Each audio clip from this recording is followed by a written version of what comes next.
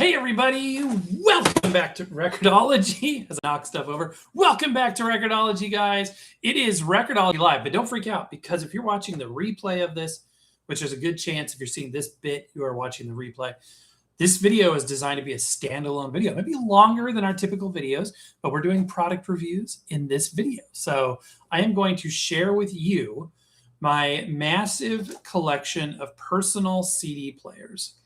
And each one has a story, and some I don't know why I still have them. Some I actually miss some that I don't have.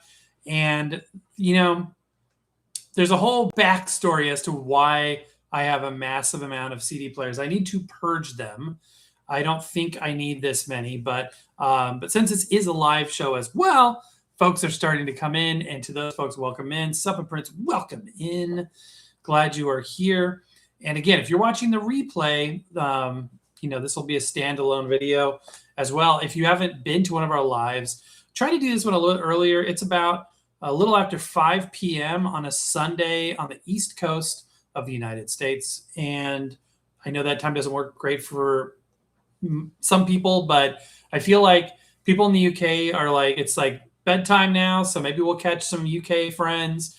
People on the West Coast, it's like 2 in the afternoon, so maybe we'll catch some of those. And then here on the East Coast, it's dinner time. So welcome in and greetings to everybody. Definitely on your way in the door, if you wouldn't mind giving me a big thumbs up and just give me a shout out in the comments. This will be an interactive show like we always try to do. And as such, I would love to answer any questions you have. As people know, when you join the live shows, I give little secrets, peeks behind the curtain about reviews and things coming up. And always, I'm an open book, so I'm happy to answer any questions. Some friends, I know we've missed you. Frank, welcome in. So we are talking about personal CD players, and the reason why I hesitated there is because when I think of a personal CD player, I actually would call that a portable CD player. So I've had to retrain my brain that a portable CD player is more like I wouldn't call it a boombox, but like my Sony CFD 55 with a handle on it. That's a portable CD player. But what we're talking about, if you saw the thumbnail, maybe you didn't, but if you saw the thumbnail, are personal CD players meant for personal listening.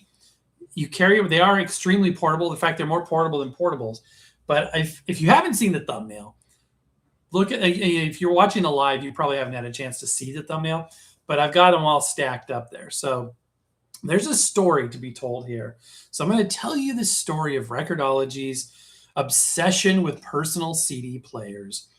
And it's kind of interesting. And I've talked about it in bits and pieces as we've done full product reviews over the years.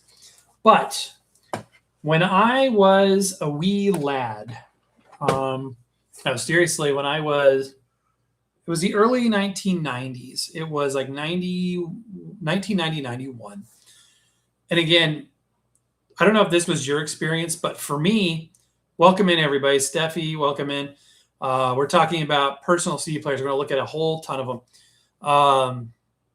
When I was, okay, I don't know if you experienced this, but typically for me, when electronics or technology would come out, it wouldn't really hit the mainstream right away. So even though CDs and CD players came out in the early 80s for most people, in fact, it was developed in the late 70s, it didn't even, enter my sphere of recognition or awareness until the early 90s.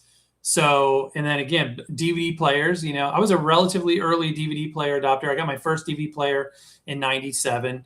But, some technologies passed me by completely. I have never owned a DVR in my life. I owned VCRs. I owned DVD recorders with hard drives, or a DVD recorder with a hard drive. But I never had like one from like the cable company or from a satellite company. I also never really had satellite TV. So certain technologies pass me over. Some of them stick, but some of them are delayed. So with the compact disc format, as I grew up on my Fisher-Price record player, the one that plays real records, we've reviewed it again on this channel. It's been on several times. That was a late 70s garage sale pickup that my mom gave me in the mid 80s. And that was my introduction to music on my first music player of any kind. But then by the mid to late 80s, it was cassettes. And we've talked about those players that I've had over the years. I remember there's some mention somewhere where I'm like, I have 8 tapes. I was so proud of my little collection of 8 tapes. And it was fun. Laverne, welcome in, my friends. I figured we'd get some of our friends across the pond. I'm glad. We're doing this a little bit early. You may see the daylight kind of fade as we go on here, but I'm grateful that you're spending your Sunday afternoon and evening with me. We're talking about personal CD players. So where was I going with that? Personal CD tape player. Yeah. I could tell you I had like a Pump Up the Jam by Technotronics. Is that what Technotronics? Something like that. Michael Jackson's Bad. I wore that tape out because I listened to it so much. New Kids on the Block. I don't even know what else. A couple other things I had. I think I had a tape that I think my mom made me. It was what's her name? Amy Grant reading or telling stories of her childhood Christmases and singing Christmas songs. And so that cassette tapes. And then by like 1991, CD players started popping up, and I thought they were so cool. I was like, this is amazing. What attracted to me too? In 1991, how old was I? I would have been less than 12, probably. I forget exactly. But a CD to me was incredible because, digital was like this buzzword. It's like digital, it's digital. Even though I couldn't tell you what that meant at the time. Also, the ability to skip songs and not rewind. That was so novel to me. The thought that I could listen to a song and instantly click back and I could, hear that again in real time. I think I had exposure to CD-ROM technology before CDs. I remember in 6th grade, they gathered us I went to a public school, and they gathered us in the library, and they had a computer. There was like the computer we had a computer lab with like Apple II computers with these overlays and things, but the nice computer was probably a 286 or something of that. I don't even know. But I remember they had a stack. They had a CD-ROM, and it was one of the early ones where the disc sits in a caddy. And I remember she said to me, this is very impactful. She's like, this thing is a CD-ROM, and it can hold as many as like 6 feet tall of floppy disks. And we were like, wow, we have one of them for the whole school. You can come down here and use it and all this stuff. So yeah, CD-ROM technology, I kind of got exposure to. We had a computer at home within a year or so with one, and it was just incredible, that you could watch little video clips and do interacting things, and it was so cool. That's cool. Oh, that's cool. Summer Prince talking about New Kids on the Line. NKOTB. I was just listening to some of that the other day. That's good stuff. I love me some New Kids on the Block. So anyway, by 91, I was like, I need a CD player. I want a CD player. I felt behind the times. I remember even being like, I can't afford a CD player, but I just want a CD. It was like in junior high. I just want a CD. And then, I don't even need a CD player. I just wanted to be part of this new revolution, which, again, 10 years too late perhaps, but it really wasn't hitting the mainstream until then. Oh, interesting. In Florida, nice. Hey, Stefan. Glad you are here, my friend. Santa Claus brought me my first CD player, CFD 55. And then by high school, junior high to high school transitional time frame, the cool thing were these personal little CD players. People would wear them around in passing periods, and you'd get to class early, and they had these little leather purse things that, some of my teachers would make fun of us guys for having, but whatever. And I didn't care. So you had the CD, and you had to put your headphones on, you listen to your music. You had enough room to store like 3 or 4 CDs under. It was really bulky, but man, did it seem luxurious. And the very first CD player, as we begin this journey, and I've talked about it before, so it's not going to be a revelation, but was this bad boy right here, the Sony D131. Solidly entry level. But to me, this was such a luxury. You could program music. You had that skip forward and back capability. It was just a premium device. I just love this with my whole heart. I remember the way it worked was it was the Christmas of '94. So I had CDs, but they were in my boombox. Again, probably had 7 or 8 CDs. Um, and then I really wanted one of these, again, out of my price range for anything I could afford. But I got enough money cobbled together one Christmas '94, that me and my best friend, we went to the mall, and I had enough money that I could buy it. So sometime after Christmas and before New Year's, I picked this up, and then it became a constant companion. A lot of good memories, not just listening to music, but I discovered I really liked comedy albums like Jeff Foxworthy and things of that nature. I would listen to on this. I would take it to class. I would sit in the library at school, when I had free time, and just listen. And I just really, really enjoyed it. It was premium.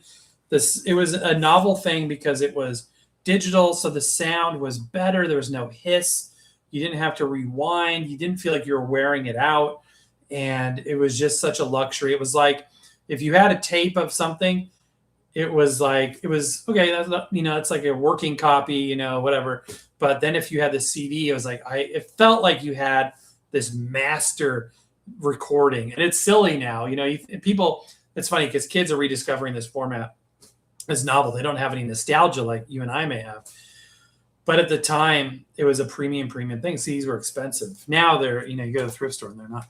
So I had lost over the years. So I don't know if it wore out or it broke or whatever, but for some reason, I moved on a couple of years later to a Kenwood, which I no longer have, unfortunately. It was, probably 96 or so, 96, 97. And I thought it sounded better than even the Sony. It sounded warmer, richer. But I always had a soft spot in my heart when the very early rumblings of my heartstrings desiring to get back into physical media started doing their thing, 15, 20 years ago, I got very nostalgic thinking about this. And I went on eBay and found this for like 12 or 13 bucks. It works perfectly fine. The battery compartment comes off. I don't know if the original one hinged, but it works fine. The AVLS, the automatic volume limiter system circuit, does not work. But to me, this was my first personal CD player, so I was glad to pick it up. Still works perfectly to this day. It has a line output. Again, entry level, not metal. It was their entry level one. I think it was on sale because I think they were coming out the 151. So anyway, that was the one I got next. And I never had this one, but this is the 121. I've always just liked the design of this. This is the direct predecessor. So the 131 was like the 1994 model. This is like the 92, 93 model. It's very similar. These are both one bit DACs. I'm not going to go into that on this video, but yeah, I just like the design of this one. Is a little iffy. I can get it to play. I actually took it apart a couple of times, tried to figure out why it was so iffy, but it's very finicky. It's very, very finicky. But I think a friend of mine gave this to me. He's like, hey, you might like this. And I'd always kind of wanted one. So even as a display piece, just because it looks cool, I will keep it. But the feature set is nearly identical. In fact, I think it is identical.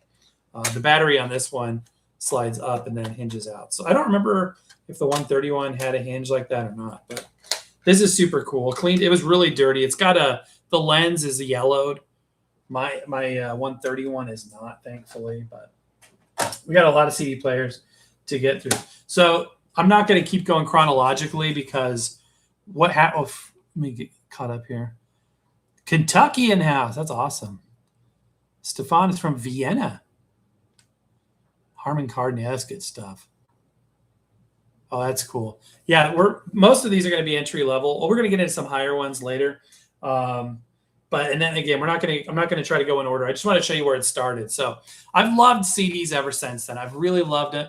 When MP3 players started coming out in the early 2000s, I did move on from CDs. I stopped buying them. I thought they were never coming back. So I kept my CDs, but then I started using them as more of an archival format where I would own them, store them, treasure them. And what happened was I would digitize them so I could have them on MP3 player. At that time, I didn't really understand or appreciate the quality of the uncompressed, PCM audio that's contained in a compact disc player. It was clean, it was digital. That's really about the beginning and end of it for me. So when I had an MP3 player, and I went through several of those, not going to get into that on this video either, but I was like, okay, it's also clean, it's also digital. So I didn't think about lossy versus lossless compression. And so I ripped all of them to MP3s or WMAs, whatever I could fit the most. It was like, how much music can you cram on it? When the iPod started coming out, I never had an iPod for years and years and years. But it was like, I could 10,000 songs. And that was, to me, there was something cool about, I can have all this stuff. I also collected a lot of old time radio. And so as the internet started to propagate with more content that a nerd like me would like old time radio and things, I was just loading tons of old time radio and vintage things that I liked and CDs that I ripped. That was my whole world. Never thought about streaming. Didn't really care about most albums. I just liked my albums, my CDs that I had. I digitized them. It was all about that portability. And then over the years, I did stupid stuff. Like I remember, I've worked in IT for a long time.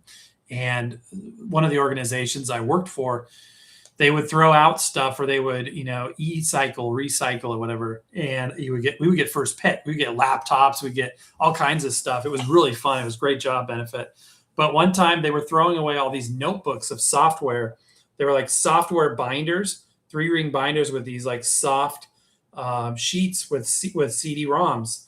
But all the CD-ROMs have been taken out. So it was just the slip cases. So like, this is genius. My compact discs take up so much room.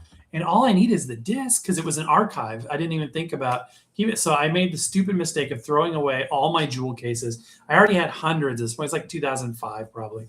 I had hundreds of CDs at this point. And so at that point in time, all of the CDs I owned, I threw away all the jewel cases and kept the disc and the liner notes. So that was dumb, because I want jewel cases. I want my jewel cases. So I ended up, I have a bunch of liner notes and packets, whatever you call it, that come in a CD that have no disc. And I have a bunch of discs with no liner notes, and everything I bought since then, I've kept the case for. So it's been kind of a mess, unfortunately. Most of my stuff I would say is in cases. But it's a big collection, and I wish I wouldn't have done that, for sure. Eventually, I took those discs out, and they became much more of a listening format again, as as MP3 players gave way to iPhones, and iPhones gave way to streaming. And then this is right before I started this channel, I got more interested in physical media again. In fact, there's a picture that I'm going to post on the channel probably this week of my setup 10 years ago, and it'll make you laugh compared to what the rabbit hole has done now. So anyway, got back into it and didn't have a CD player at that point, and got another Kenwood, which I no longer have that either. And it's been kind of, I've had Walmart cheapo ones. When I started the channel and I started reviewing them again, I started acquiring tons. And when we moved up here down here to Florida from Colorado a few years ago, it's been 4 years. I can't believe it's been 4 years. It's crazy. I donated a lot of my personal CD players. I'm like, okay, they've been on the show. I don't need to have 20 personal CD players. But if you saw the thumbnail to this video, it's still growing. So I have a lot. And they all have a story. So we're going to go through that. We're going to just kind of fly through that. I just wanted to give you that setup. Let me get caught up on comments. Please do comment, ask any questions. It could be about this or something else. I don't care. Not much news from Victrola. We need more turntable reviews. Yeah, so Victrola is an interesting story. So Victrola used to be a partner of ours, and they would send us products for review, and then that stopped, which is fine. So we've been purchasing all of the Victrola branded stuff we've done for the last, it's been almost probably 7-8 years now. I've been all just, products that we just purchased. So we reviewed everything interesting that's come out. I know they have some new stuff. They have a tendency of re-releasing things with different names, which, new stuff or old stuff becomes new again.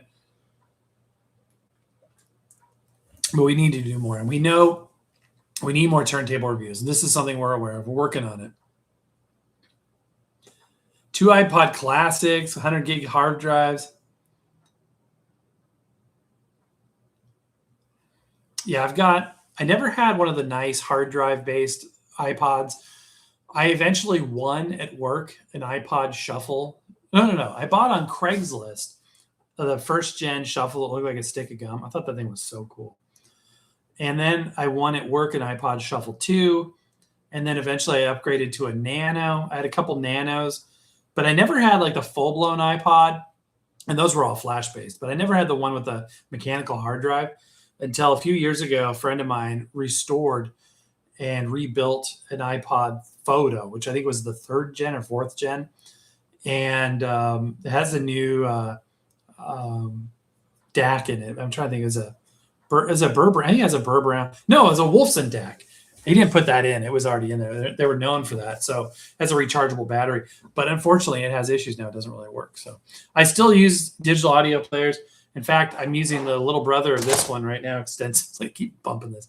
This is the Echo Non-Mini from Snowski. I don't know if they've officially released this. It's like the Snowski Mini. It looks like a cassette tape, the reels moving and stuff. It's a high-res player, but it's all metal construction. It's a lot heavier duty than the plastic Mini. But I use the Mini a lot, and I use I go through a lot of MP3 players. It's been a whole side quest on this channel. We've talked about that. I still love those, but I'm no longer using that as like my primary music format. I do bring high-res albums that are like digitized from vinyl or from CDs on trips and things. Although I know I can do this all through Apple Music, but I still there's something about hoarding a lot of something that appeals to me. It's probably not healthy. But streaming just doesn't have that collector. If you're a collector at heart, a hoarder by any other name, there's just, adding to your playlist just doesn't feel like collecting. So, but if you make rips of your stuff, if whatever, you save it, you take it with you, you own it, you feel like you're really collecting something. So I still have all my old radio shows, a lot of old time radio, a lot of old time music that I've made copies of my own stuff of and stuff. So anywho, yeah, all that to say, yeah, you're right. Okay, let's see here. Yeah, FLAC is the way to go. Half the size of WAV files, but still compressed or still lossless, which is still amazing. I've been doing a lot of FLAC-based stuff.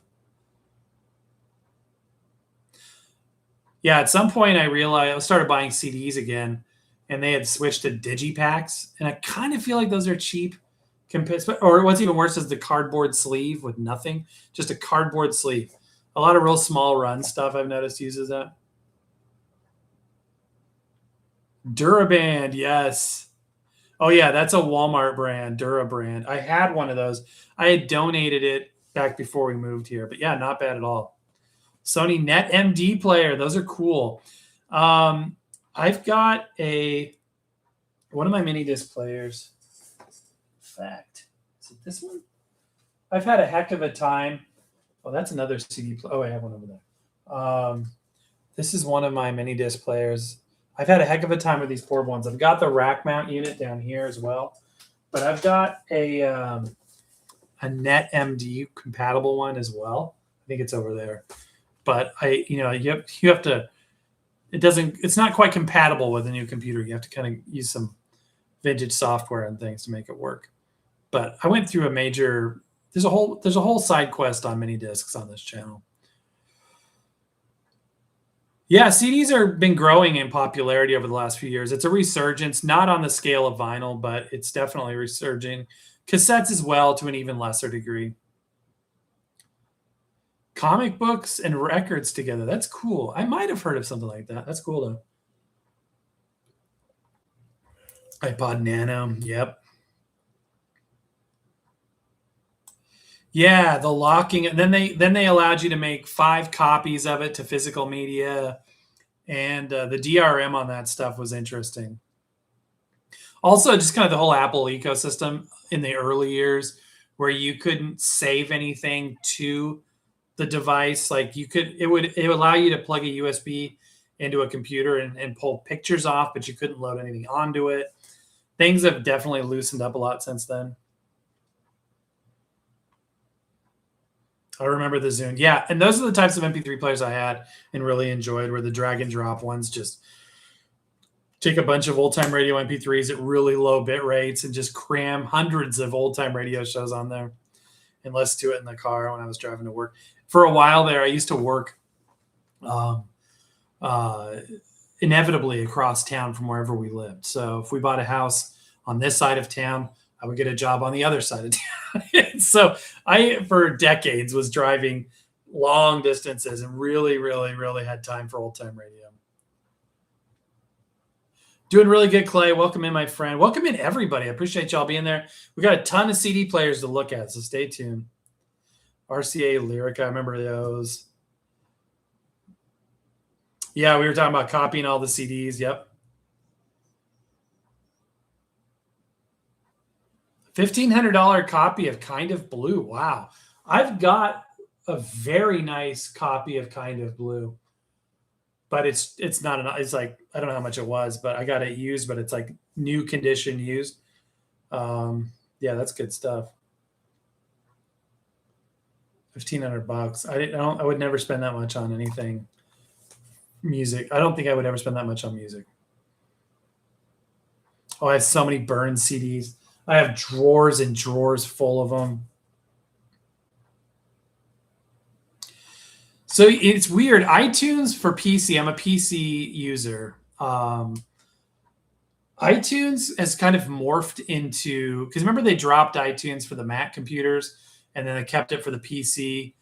And then it morphed into Apple Music. So there's an Apple Music desktop app.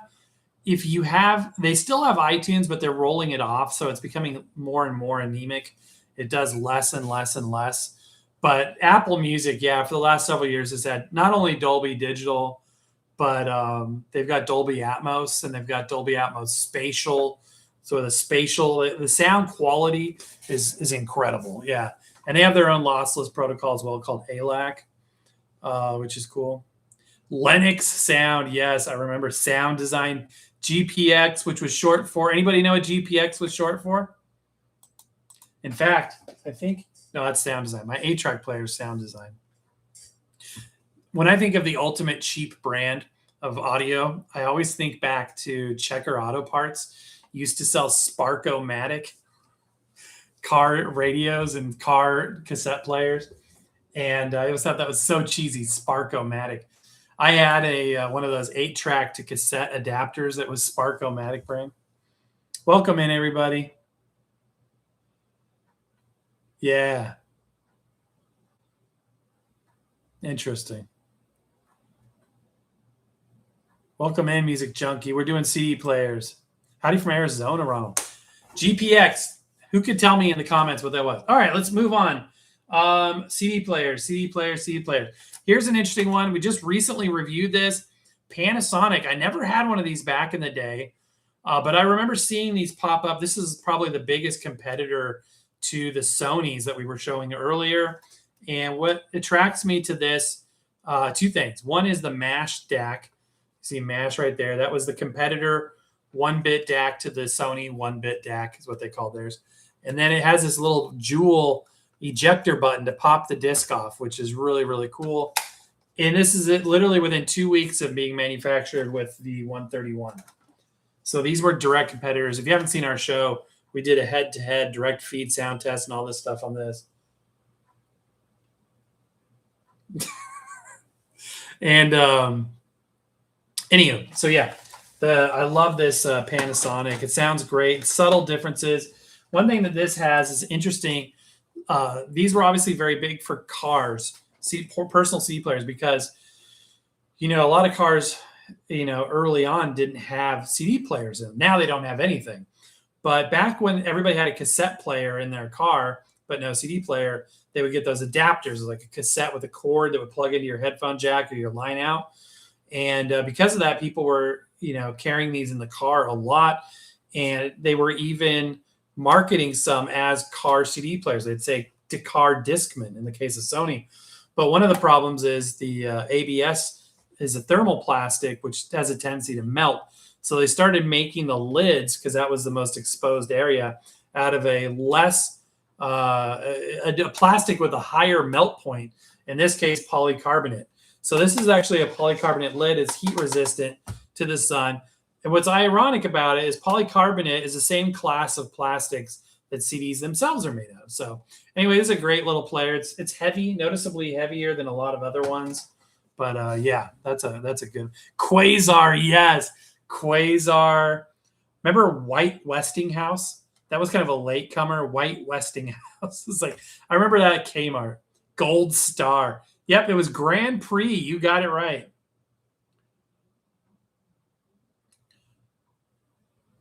Oh, that's really interesting, Clay. I didn't know that about the Lincoln.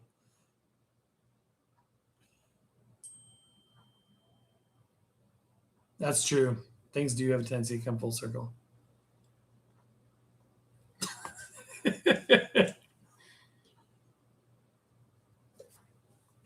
Okay. Again, in no particular order. Here's an interesting one. This is a mono deal. This is a brand that is very prolific right now. A lot of these brands don't mean anything. I always say this. When it comes to electronics, brands don't mean what they used to. If they are known brands, oftentimes they're licensed by somebody else. Like if you get something it's branded as RCA now, it's not RCA as we know it. Usually they are licensed entities purchased by marketing companies. It is what it is. All that to say that, and so much so, even like Sony record players are made by not Sony, so it's not like Sony made this, Sony made that. So mono deal. Don't be scared off by an unfamiliar name. They make some cool players. This one actually has speakers, which sound about as good as you would imagine they would. But some of these new CD players have some cool functionality. Backlit displays are pretty common with modern CD players now. This one has an SD card slot, which is fun. And for some reason, a lot of electronics refer to that as a TF card slot, but it's the same thing as SD card. So you can load, digital audio files and play them back on the same device. Some of them even have recording capabilities where you can record from the disc onto a digital file with an SD card. And we'll look at some of those in a minute. Another thing that's more prolific now than it used to be are dual headphone connections. You and a friend can listen together. I remember they used to make these little heart-shaped headphone splitters. And with a lot of these newer ones, you don't even need that. So if you see Mono Deal out there, they've got a ton of models. And we've reviewed a ton of them. And I don't think I even have all of my stuff here. I think there's even more that I didn't grab. But this is a good percentage of what I got now. But yeah, Mono Deal stuff is good. I mean, this is all plastic, but it seems solid. It definitely seems well put together.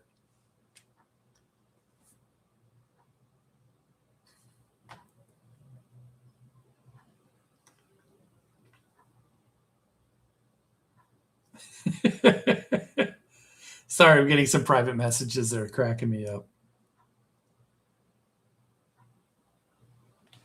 Okay.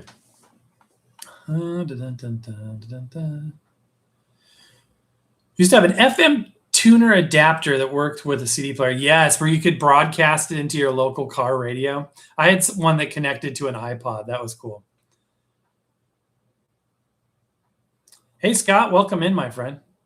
We need to designate a couple of moderators. We haven't had any new moderators in a few years.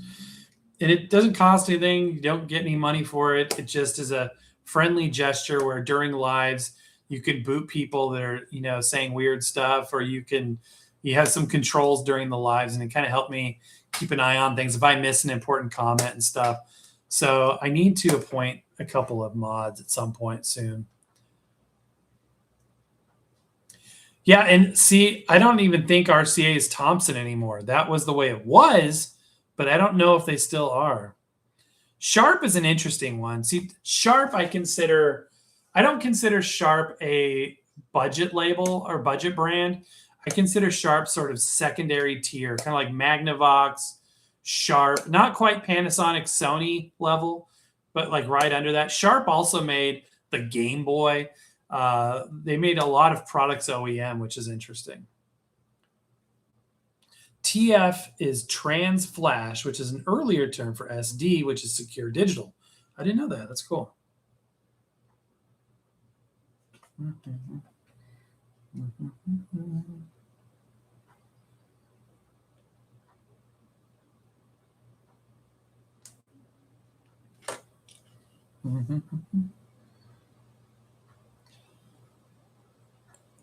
New records, Music Junkie. Yeah, I think I've shown most of them. I got a one or two I'm holding off on, but I haven't bought a lot of records. I've got so many records, you guys. I am about to do something I didn't think I was going to do.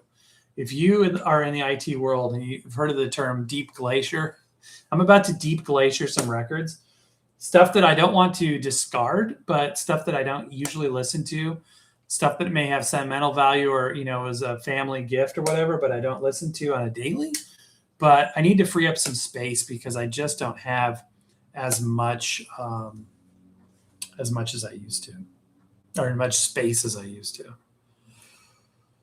My grandmother has a console record player, the 8-track player. Yeah, those consoles were cool. Both my grandparents had that too. What about the weird, oddly shaped CD player that you have that looks like it's something from a classroom? What about the weird, oddly shaped CD player? Tell me more about it. And again, I'm not showing you every CD player I own. We don't have time for that. I'm showing you all the personal ones that I could grab at a moment's notice. Yeah, the rain has been crazy, Scott. Been crazy. 200 seat DX2. Is it a 200 disc changer? That's cool, man. Emerson, yep. Emerson. Yep, Sharp did. In fact, we just showed a Sharp mini disc player. Ugh. This guy right here. In fact, I've had a couple Sharp mini disc players. Yeah, they went in on that format. Okay, so yeah, mono deal.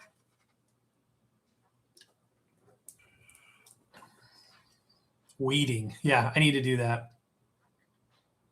Oh, I'm sorry for your loss, my friend. That's terrible. Oh, I'm so sorry, my friend. Okay, let's keep going here. So we talked about those. This is an interesting one. This one works. Not all of my CD players work. This is a higher end model. So the earlier Discman and Panasonic that I showed him, I think my first Kenwood didn't have any anti-skip protection. You kind of had to be very careful moving it around. But this is, and again, I never had this back in the day. This was a gift in recent years. This is a Discman. What is this? This is a dude. What is this? This is a D465. So this is either a mid-tier or higher-end tier. It's got a metal lid, so much higher quality. It's got this cool slidey metal door thing that covers up the buttons or exposes them. And it's got that sort of U-shape design aesthetic. It runs on 2 AA's. I try to keep the batteries out of all the players until I'm actually using them. Typical Sony stuff. It's got the AVLS circuit, the bass boost. This still is proud of its 1-bit DAC architecture. So yeah, this is a cool unit. It's got an actual volume knob. I highly, highly prize volume knobs over clicky switches. This also supports the remote control headphone jacks or headphone connections. And you can see there's a pinouts for either like a Walls power supply. And then these 2 pins will connect to like a battery dock, I believe. There's also another little opening back here. It's a little hole. I don't know what that does. I don't know if that's like an emergency eject.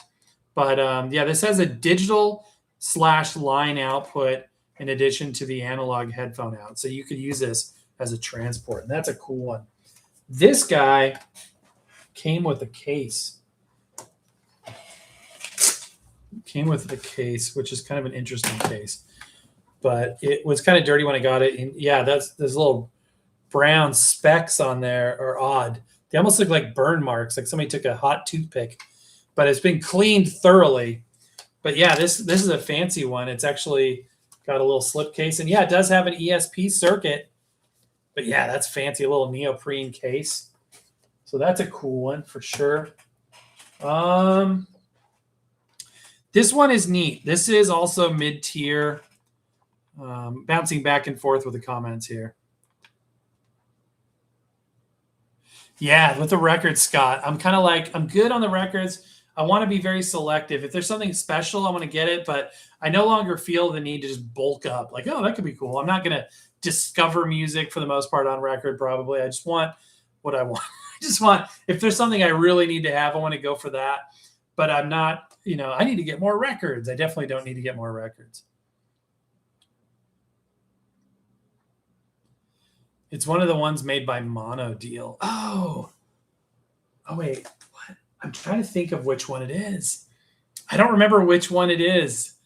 But yeah, I've had so many. I've got more. And again, this probably doesn't even represent all of them. I'm in a pickle. I've got a lot of CD players here, a lot of them. But it's a happy pickle. Pete Fountain reel-to-reel. That's cool.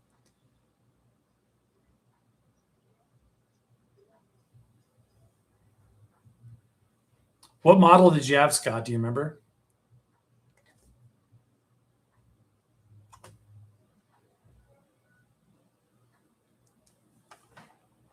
CFD 440 boombox. Nice. Love those $9 thrift store finds.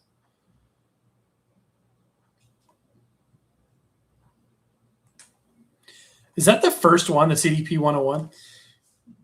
Those are cool. My friend had a Sony before, maybe a year or so before I got the D131. He had a really boxy looking one. It wasn't the very first gen, but it was one of the first gens.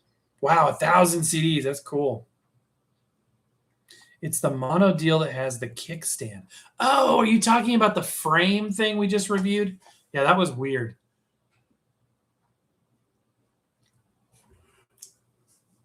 Wow, 5,400 CDs. All right, next one up. This is really, really cool. This is a continuation of the design language that superseded the 131. So we looked at the 121. This is the 131. Then came the 141, which had a window down here, but it was pretty much the same thing as the 131. Then they changed up the body style to something similar to this. Not quite the same as this, but similar-ish. It has similar design language. This is later. This is like, what year is this one? 96. So this is maybe a year or so after the 151. But it's a higher end unit. So it's got the ESP circuit. That was very marketable. At first, it was the novel thing. It was the 1-bit DAC. So you have to say that somewhere right down here on the screen. You'll notice new CD players don't say anything about their DAC anymore. 1-bit DAC, which is, the 90s DAC technology that was cool and trendy and ironically cheaper for these guys. But ESP or whatever brand, called it what? Anti-skip, electronic skip protection, anti-skip protection, whatever, anti-vibration technology. The whole idea was, as they had ads of people jogging with their CD players. Never felt the need to jog with my CD player. But if you didn't have an ESP circuit, you even walked with it, you looked at it too harshly, it would skip. So I always seem to use mine as a desktop player. I may carry it from room to room, but then I would set it down and listen to it. So I was never like chasing ESP technology. Early days, the first ones were like 3-second anti-skip. So you could shake it for 3 seconds and usually it would skip. It would just be delayed. Then they had 5-second, 6-second, 10-second. Then there was 20-second, 45-second, 60-second. And now on a modern CD player, as we're going to look at soon, they don't even mention it because it's essentially an infinite circuit. Now, there's the whole topic of, are you losing sound quality because some electronic skip protection buffers into a lossy RAM, and then your lossless CD format then becomes essentially a glorified MP3. But I digress. So this one is the D242 CK. And again, all the Sony stuff, AVLS, Mega Bass, 1-bit DAC. But this and this one also works, but only on when I plugged it in. The battery power on a lot of these, for some reason, is the first to go. It's run off of 2 AA's, but it won't currently work. And it's not like corroded terminals that I can see. It just likes power from, it probably gets stronger power. Maybe the laser's failing, who knows? But still cool. And I can't, it's really hard for me to get rid of these. But this marks an interesting shift. So you remember this, everything was like down on the front. You kind of have to hold it like a hamburger, like I always say, to kind of read it, or at least kind of in that vicinity. Now that I say that, I look at the older 121 and it's not quite that way.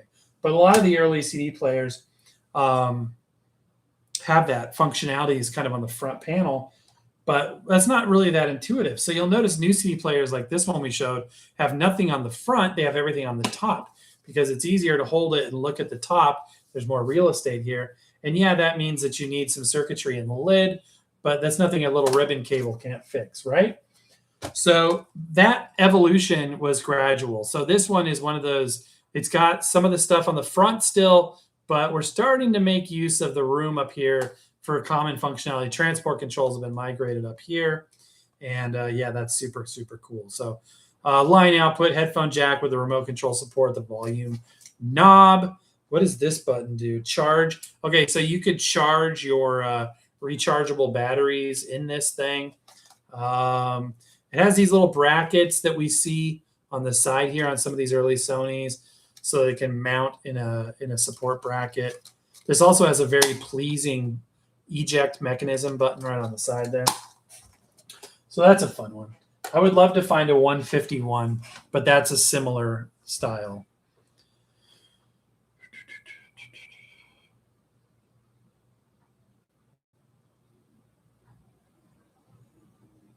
That's true. Yeah, like a battery pack. That's a good idea.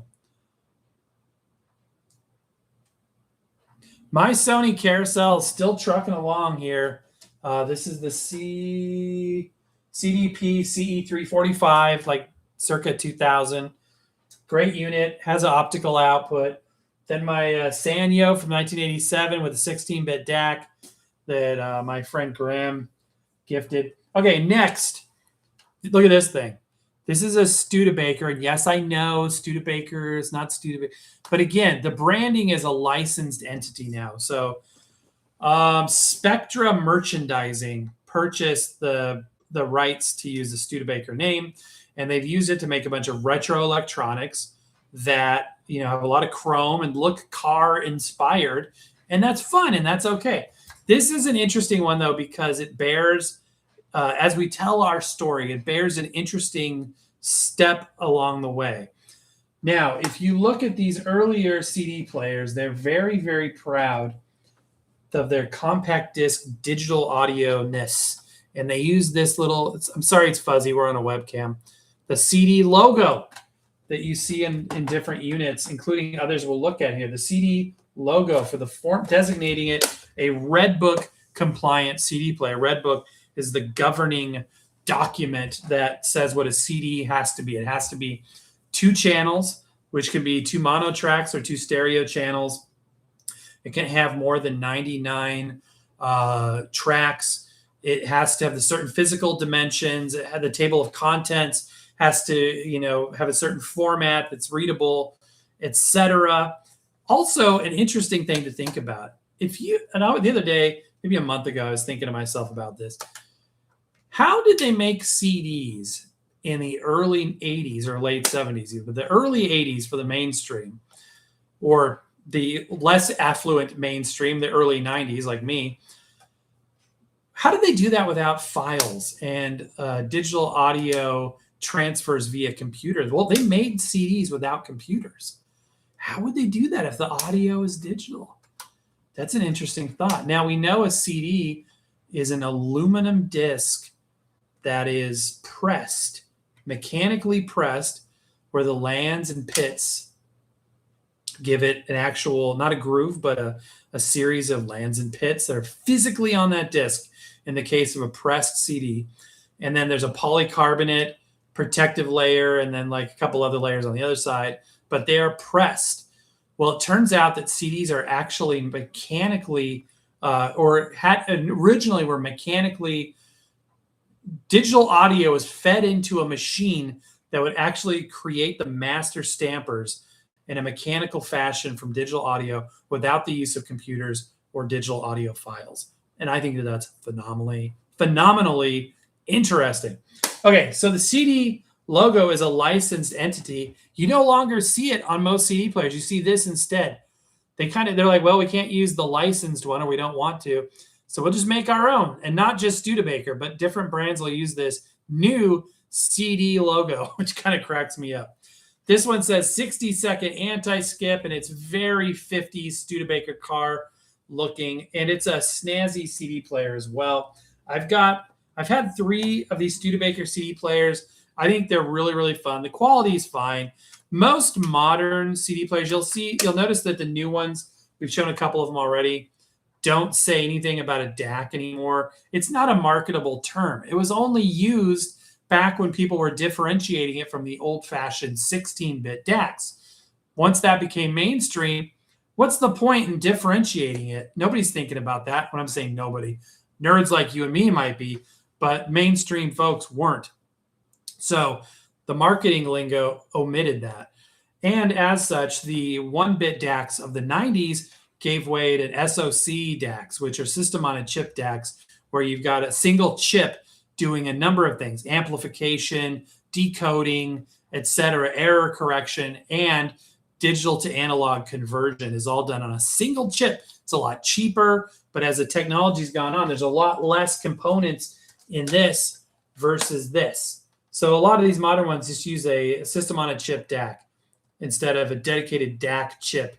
And here, separate op amps, separate controller chips. It's all been very, very, very simplified.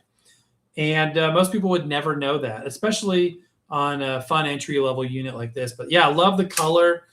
It just pops. It looks so cool. I mean, also runs on 2 AA's, and it has a hold switch on the bottom, rubber feet. The construction is as good as it needs to be. All the controls have migrated for the most part off the front onto the top panel. So it's much more conducive to controlling. I believe that's a backlit display. Yeah, let me get caught up on comments. The first CD release was Billy Joel.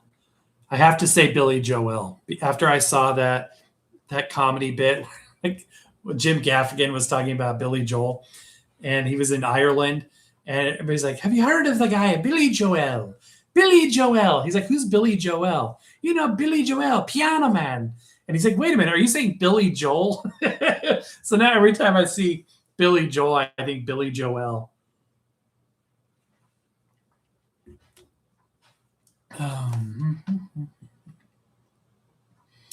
Yeah, those radio station cleanouts can be amazing.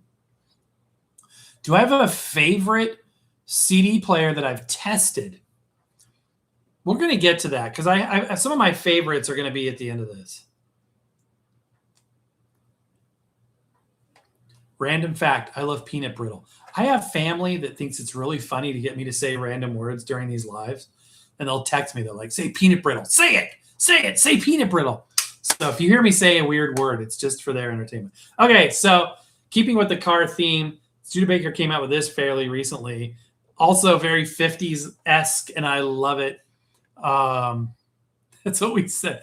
Billy Joel. That's what we said. Yeah, exactly. But check out this one. We got the pink and black. A lot more controls on this. I think this one has an FM transmitter. Uh-oh. There's a built-in battery. People get freaked out about, I would never buy anything with a rechargeable battery.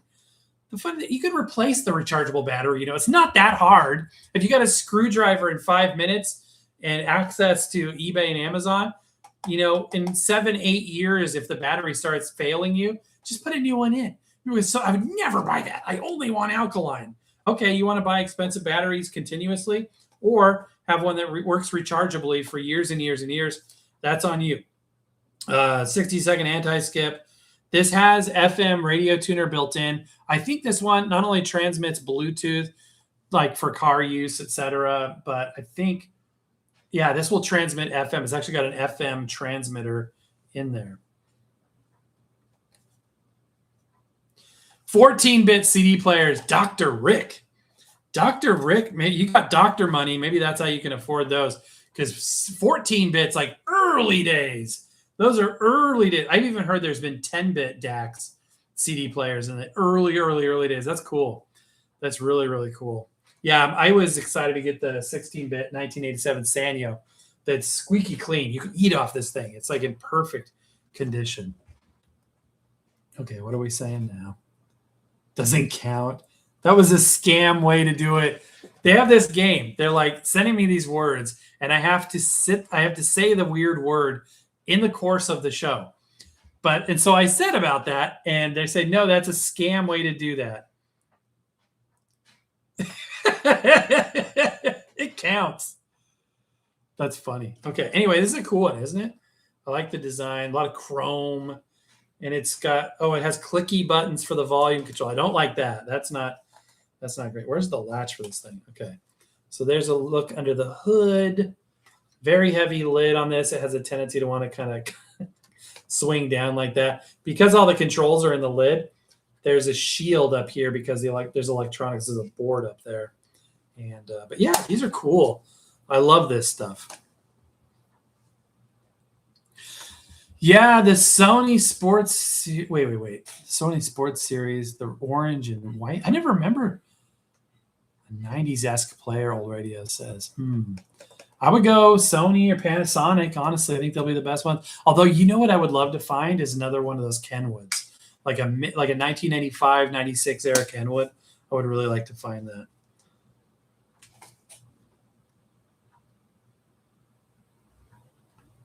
Grease Monkey. Okay. This also is USB-C rechargeable. We talked about that. I don't think it has an SD card slot. But yeah, that's a cool one. I love these Studebakers. We had another one. I had a third one at one point that we reviewed. I don't know what happened to it. We donated it probably. But those are cool. I think that's a cool design. All right, going back to – let's go to Value Land. A few months ago, maybe 6 months ago, I thought to myself, what is the cheapest brand new portable personal CD player on the market? Like the dirt. Oh, nice. This has batteries in it. I'm trying to pull these batteries out. I don't want batteries sitting in devices I'm not using daily. $15, maybe even less, like $12, $13. This no-name CD player was being sold on Amazon. This is like a year ago. Not that long ago. And it wasn't half bad. It's got kind of a nice design. It looks like a UFO or something, but we got these nice buttons here. It lights up. It's got good, texture to it. It's all plastic, of course, but it runs off of AA's, for the battery obsessed. It's got, you can power it off of 5-volt USB-C, but the battery is not rechargeable. And, headphone jack. It does have an SD card slot, though. Look at that. For less than $12. And again, single chip probably running the whole thing. A system on a chip DAC. Nothing notable because it's new, but not bad. And it sounded, really good. So that was a fun one. I love the fact that with this technology now making a comeback, but still being not what it was nearly in the 90s when CD players were the thing. You have access to this. Like, what is this? Portable CD. It doesn't even have a brand on it. On the bottom, it just says portable CD player, model CD20, made in China. That's all it says. But it's not half bad at all. It's actually all good. It's a good little unit.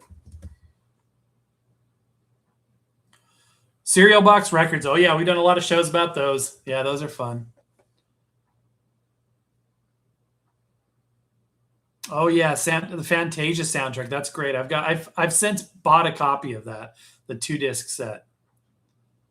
Alvin and the Chipmunks, yes. Man, you talk about reel-to-reel, Scott. It's making me sad because my reel-to-reel game is not on right now. I'm waiting for Graham. He's just moved, and when he has time, he's going to take a look at my Forsaken Akai reel-to-reel machine. I think it's very fixable. I think it is. If anybody can do it, it can be him. Spooky stories. Yes, I remember all this stuff. Parade. Oh, yeah. My first CD, I got 2 CDs that first Christmas of 91 when I got my CD boombox, Sony CFD 55 boombox. And it was Garth Brooks' Rope in the Wind, and Stephen Curtis Chapman's Greatest Hits, I think it was. And then I had a little birthday money, and CD number 3 was Run DMC's Greatest Hits.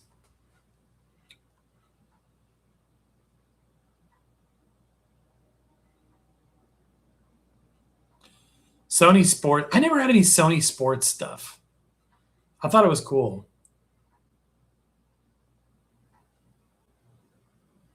Isn't that funny, Music Junkie? Really?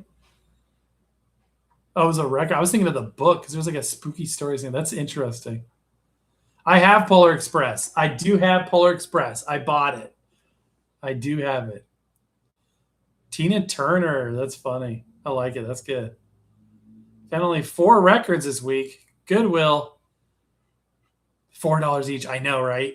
They found out they were trendy again, and then all of a sudden they want $4. Oh, yeah. Fantasia 2000. Yeah. Yeah. Garth Brooks still doesn't license his music for streaming. So you have to buy discs, usually Walmart, because Walmart has like all these Garth Brooks box sets. I've been a Garth Brooks fan over the years for sure. Oh, yeah. Columbia House. I did it once. I got my the Weezer Blue album. I got that. So again, if it's a no-name brand, don't sleep on it just because you're not familiar with the name. Going back to the name brand, check out this. This is super cool. And another interesting story and stop along the way of the evolution of this. So this is a like 2001, 2002 era CD player. And at this point in time, CDs were becoming archaic. They were no longer as cool. And they were kind of just hit their peak right around the turn of the century. That sounds old. But right around 1999, 2000 was sort of the absolute apex of CDs. But as they started to fall out of fashion, as iPods and MP3 players came into prevalence, you saw this interesting shift. This one doesn't demonstrate it nearly as much as some others do, but where this started to look really big and clunky and old-fashioned compared to these streamlined little Rio and other brand MP3 players and iPods and stuff like that. So they started selling CD players. By the way, this is a nice one. It's got a metal and aluminum cover on the front and on the back. It's pretty minimal design. It's a departure from previous Sonys. It's got, it does have the remote control support headphone. I believe that's a digital and line output. And that's about it. I mean, there's not much to this. But notice how it's got this flat edge. That's important. This CD player was envisioned to be carried like this. The idea is you would carry this in your hand, not at a weird angle like that, but at your side. And it was designed to, have a good hand feel because portable MP3 players were something you would hold in your hand. So they started to make CD players that had controls in their screens kind of over here. And then this is kind of this neutral area where there was nothing. It was like, I don't know if that makes any sense, but like this was like the elephant in the room. And we're not focusing on this part. We're focusing on this. And it's kind of sort of like, having an MP3 player of the era. That being said, this is a cool, very trim CD player. As you can see, it's very minimal up top. This is ABS. That is ABS. So that is not aluminum. Interesting. It fooled me. It feels kind of like aluminum from the outside. Maybe it's a composite. Is that all aluminum? It's either aluminum spray painted silver, which usually is the tackiest thing ever, but Sony did a good job. It's even got a texture. But sure enough, it says ABS under there. No longer polycarbonate because, putting it in your car wasn't as big of a thing. This also makes no attempt to stay up. I don't know if that's always been that way, but we actually have a G protection. So like G protection or G shock is what the ESP technology branding evolved into. So that's the anti-skip shock protection there. And 2 batteries in this trendy for the time battery compartment up there. So this is where the Sony was going early 2000s. This one also no longer works unless it's plugged into power, but I think it's very cool. Show me. Show me. I want proof. You know what? I'm going to show you. Hold on. I'm going to show you. You've been on my case for a while. Hold on. He wants proof that I bought this record. Show me the record. I think for a year you've been asking me about this record. So I'm going to show you that I bought Polar Express. Actually, I got it as a Christmas present. This is the proof. This is the proof. As I say this, it's July 12th, 2026 at 6:19 p.m. in Orlando, Florida. And I am proving to you that I have Polar Express. As unbelievable as it may be, what variant did you get? I can hear you saying that through the interwebs now. So I'm going to continue. Yes, the record is really inside. It's not fake. I've got this like frosty. Play it. He wants me to play it. Okay, we're going to play it. You won't believe it if I don't play it. So I've got a record player over here. It's a Luna 3. I'm going to play the darn thing just a little bit. What the heck? Hold on. We got to play some more of this game.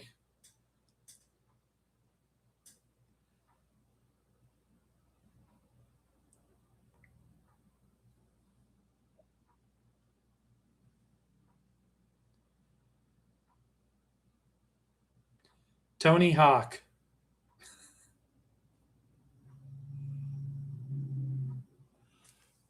That's all. Okay, we're going to play this. I'm going to turn on my speakers, not the whole thing. We're not going to get demonetized today, folks. We've got a perfect record, but we're going to drop our needle a couple of times, okay? To give proof to Wyatt.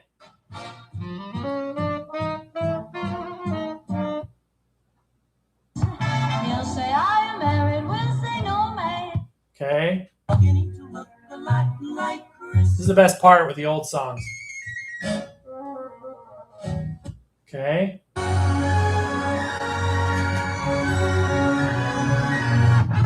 Oops. That was not very gracious or very graceful of me. All right, flipping it over. We're going to drop our needle a couple times here.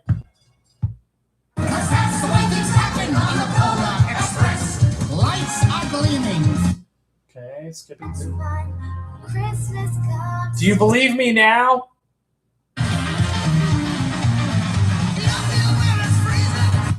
Do you believe me now?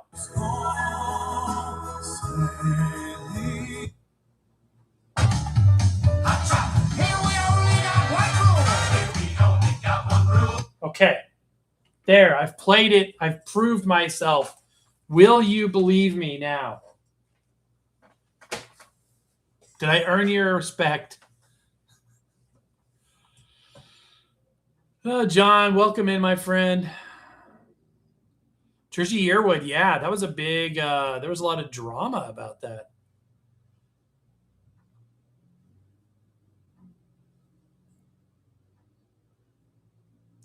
Not silly, dude. I've been playing Christmas music too the last so-and-so.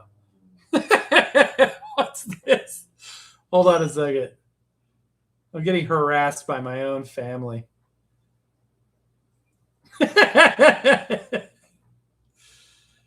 Oh, man. Okay. Oh, boy, everybody's bored. By the way, thank you all for being here. Appreciate you hanging out with me. I got a lot more CDs to look at, CD players.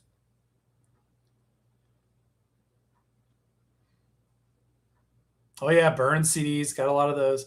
Interesting. It uses a dye. That's kind of interesting. Yeah, CDs are great. Music Junkie's been collecting since 86. No plans to stop. That's awesome. Yeah, for me, it started in 91. Michelle, I've heard that you guys are in a heat wave. I'm sorry to hear that. We also have been like so hot here, like crazy humidity, crazy temperatures, heat advisories.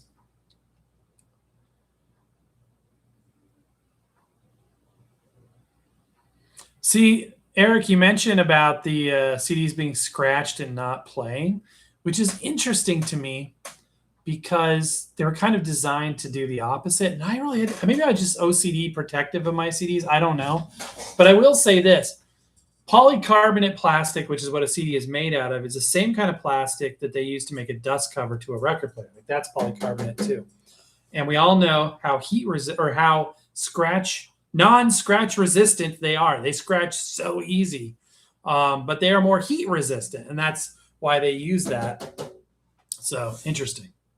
And that's also why, well, I forget which one it was, but remember they were putting polycarbonate lids on stuff?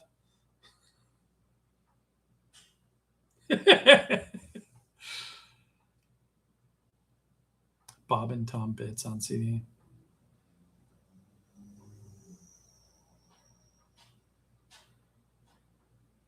The radio. Yep, good old radio. I try to play at least a record a day as well.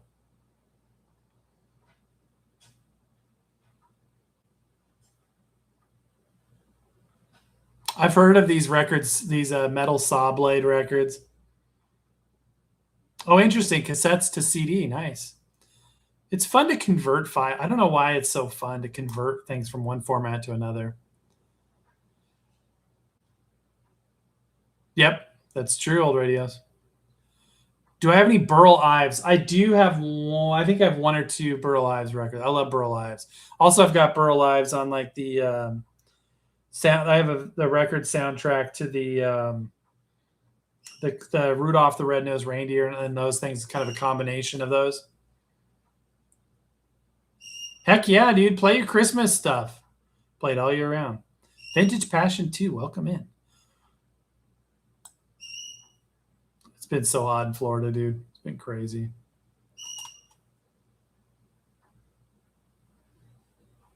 Yeah, maybe we'll get to the Leapwell one. We'll get to some modern ones here in a minute, including some kind of pricey ones. Nice. Tina Turner. Oh, really? You wash your hands before handling them? That's amazing. CDs were even designed with built-in air protection to, even if they said that you could even drill, I think it was like a 1/16 inch hole through the playing area, and still it would play. I don't know if that's true or not. Yes, I remember that Fisher-Price cassette player. I had the Fisher-Price record player. I have a question. On a guess, what type of DAC would be in a Sony Blu-ray player from the late 90s, early 2000s? Also, should I augment that with a separate DAC? It's a good question. A lot of people use CD players, Blu-ray players for transports because they have digital outputs, usually over coax. So that means you can send it just losslessly to a DAC. That is a good question. Okay, you know what we're going to do? We're going to use AI. Oh my gosh. AI, did he just say that? Not AI. Okay, what kind of DAC chip, this is ChatGPT, would probably be used in a late 90s, early 2000s DVD or Blu-ray player from Sony? This is not necessarily true, but it's not necessarily wrong. It says if you're talking about late 90s, early 2000s Sony DVD players, there's a good chance it used one of Sony's own DAC chips. Sony often designed its own ICs rather than buying from companies like Burr Brown or Wolfson. So it gave a series of different possibilities. So what I'm going to do, they were 24-bit, 96K. By the way, that's good. Delta Sigma designs. Delta Sigma is the underlying technology with the 1-bit DACs. Blu-ray players, which didn't show up till 2006, those were using system on a chip DACs that we talked about. Some cases, external AKM DACs, external. I guess it'd have to be internal. And sometimes Burr Brown Texas Instruments. So it sounds like if you went Blu-ray, I'm going to paste this into the chat. Dun, dun, dun, dun. If you went Blu-ray, there's a possibility that you have a higher end DAC than a DVD player. Okay, Control C. Can I put this into the chat? Whoa, way too big of a comment. Okay, it won't let me do that. I know some people they hear AI and they just freak out. I'm just going to paste in the DVD DACs that Sony was using. Still too much? Okay. I'm going to paste 2 comments. One are going to be some of the DVD DACs. 58 characters over. Okay. I'm on a mission. That's really too much. We're going to do this in batches. Okay. Boom. There's 1. There's 2. And there's 3. Okay. So those are for DVD players specifically.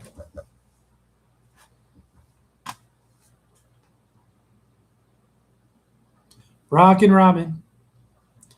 Tweedledee. I need a new CD player now. Hey, if you could get your hands on this ultra cheapo one from Amazon, it's like 12, 13 bucks. It's not bad. It's actually pretty good. It is portable CD player, CD20. It's so cheap. Brand like price-wise, but it's actually good quality sound. Music Junkie, thank you for joining us, my friend.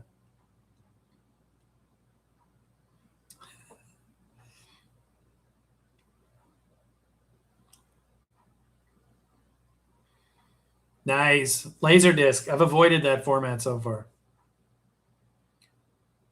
Dude, I bet the 4K Blu-ray is amazing. It probably uses a system on a chip DAC, but you know, I think that technology has just gotten so standardized now that it's just not a bad thing. I just think it's fine. Is it true that the recorded side on a CD is the labeled one rather than the clear one? Yeah. So the bottom of so if you look up, just do a Google search for the layers of a CD. You got the polycarbonate clear side, which is the substrate, and then you've got the sprayed on aluminum layer, and that's where the data is pressed. And actually, no, I take that back. The data is pressed into a clear polycarbonate on the back side of the clear layer. Not the it's on the label side, but it's the back side of that. So it's not the surface you can feel. It's the surface that's on the opposite end of that. It's pressed clear, so it has to have a reflective surface, which is a sprayed on aluminum layer or gold, depending on what kind. And then above that is the label. So the actual pits and lands are clear. So the laser has to reflect off of something. So that's why there's that. So it's polycarbonate, bottom side, top layer is pressed, pits and lands, aluminum layer, and label on top of that.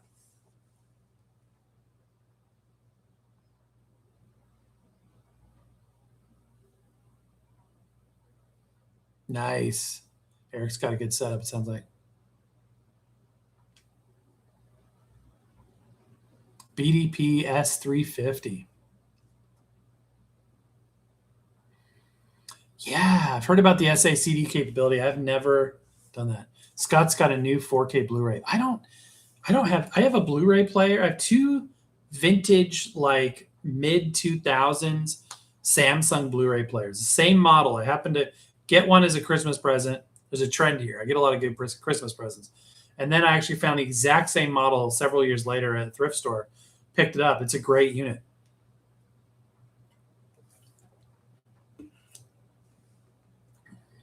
Exactly, Ski Bum.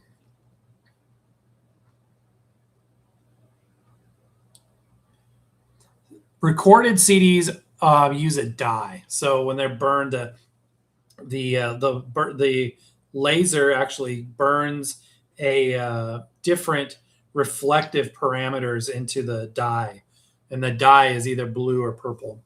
Hello from Tampa, just down the road. You guys got dumped on today? It was crazy rain, dude. Humid and hot Nebraska, my friend. Welcome in. I'll tell you what, Wyatt. I'll give you a shout out right here. Here is a shout out to Wyatt 3951, who now knows that I own a copy because we proved it, we played it, of the Polar Express. Wyatt, I hope you like me now. Do I have a 4K TV? I do. I'm very grateful for it.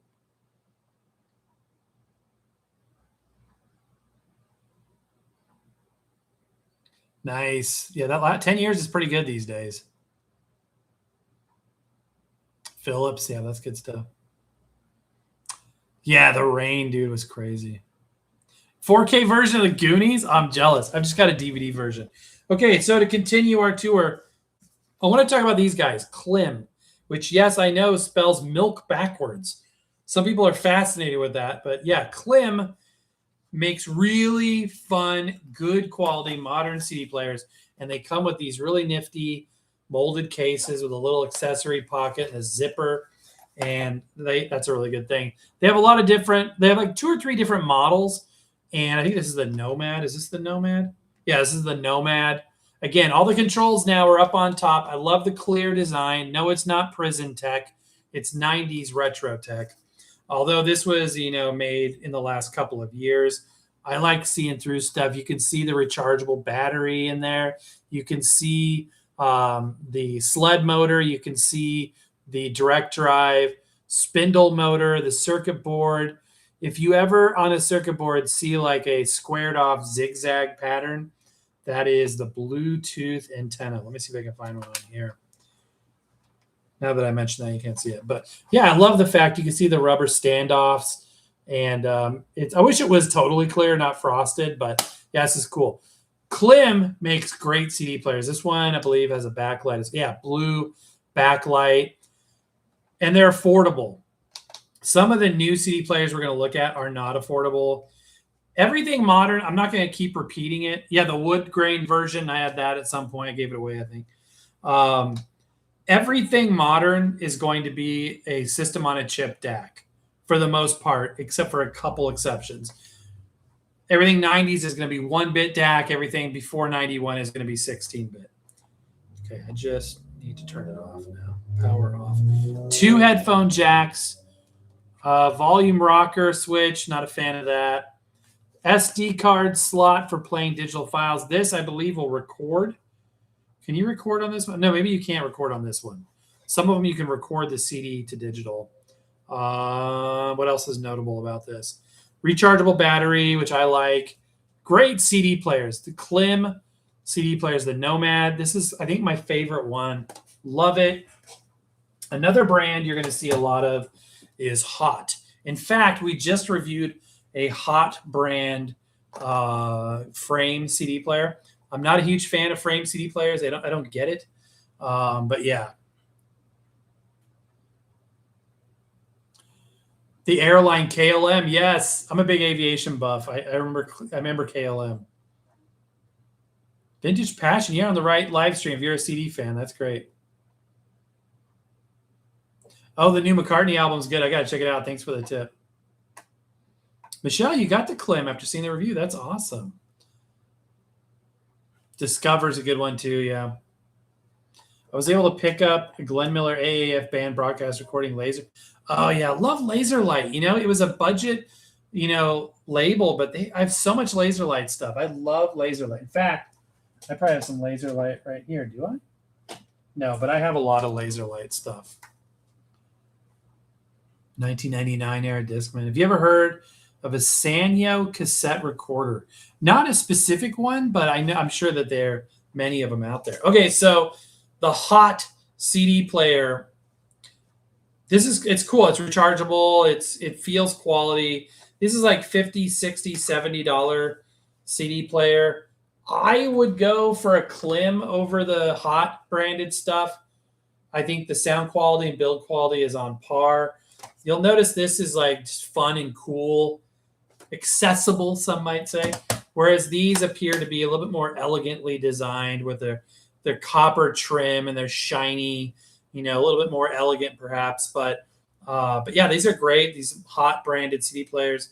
This one has a volume knob and it is rechargeable. It's got a micro USB, so that kind of dates it a little bit. This is the model CD711T. I think this has been updated with the new model since. This is probably 5-6 years old at this point.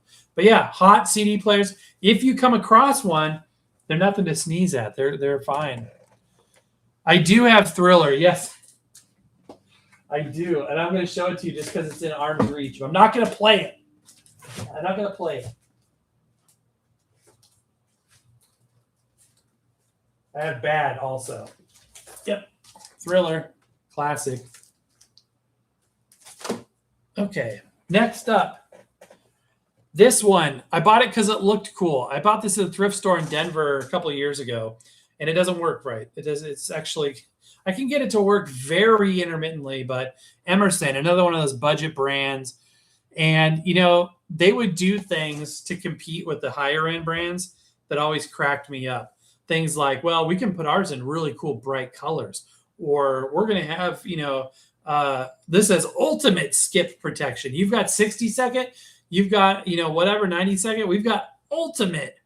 Yeah, Sony's the way to go, in my opinion, too. But I just love this. I think it's cool. It's compatible with CDRs, CDRWs.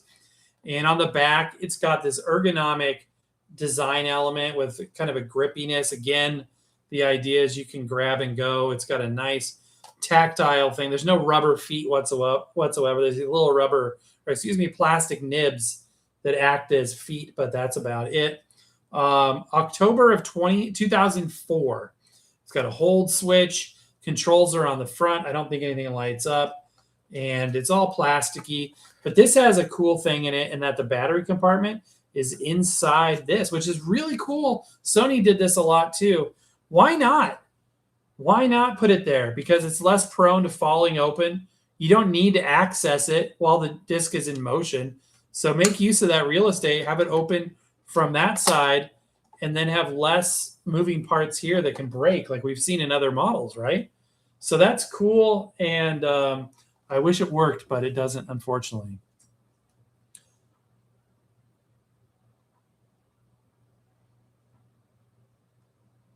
Yes, I have the P200T. It's my main transport in my living room setup.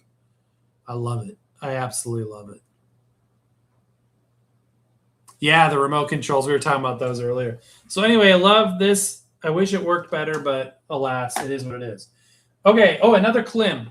I have another Klim here. This one's cool. I like the clear window on it. It's a little scratched up. Unfortunately, that's on me. This is the Discover. Again, great product. It's got Bluetooth transmission capability. Also, FM transmitter. So you can transmit over FM on this. Nothing on the back except for a hold switch because it's got that rechargeable battery. But you'll notice the SD card slot on this. And you will notice something that is very interesting right down. Can't find it. Where is a button? This is the recording one, right? I thought this is the recording one. Yeah, I'm pretty sure this is the recording one. I don't see a record button, but this, I believe, records to SD card from CD. It also has this little microphone element in there, I believe. It's been a while since I reviewed this, but I like the partially clear lid. Again, I'm not huge on watching my disc spin, but it's still a cool player. So don't sleep on Klim. If you need a new CD player, no nonsense, and you don't want to spend an arm and a leg, go for Klim. Klim, this may be controversial, but it's true. If you grew up, as did I, oops, let's not dump these on the floor. If you grew up in the 90s with something like this, an entry-level Sony, not the higher-end Sony, but the entry-level Sony, it got the job done, etc. This is on par with that. This is the same build quality, sound quality, function quality. This does more than this ever did. So consider that. It's something to really consider. John, thank you so much. Enjoy. Say hi to the lovely and beautiful and talented Mrs. John Clementi. GPX, yeah, we were talking about those guys earlier.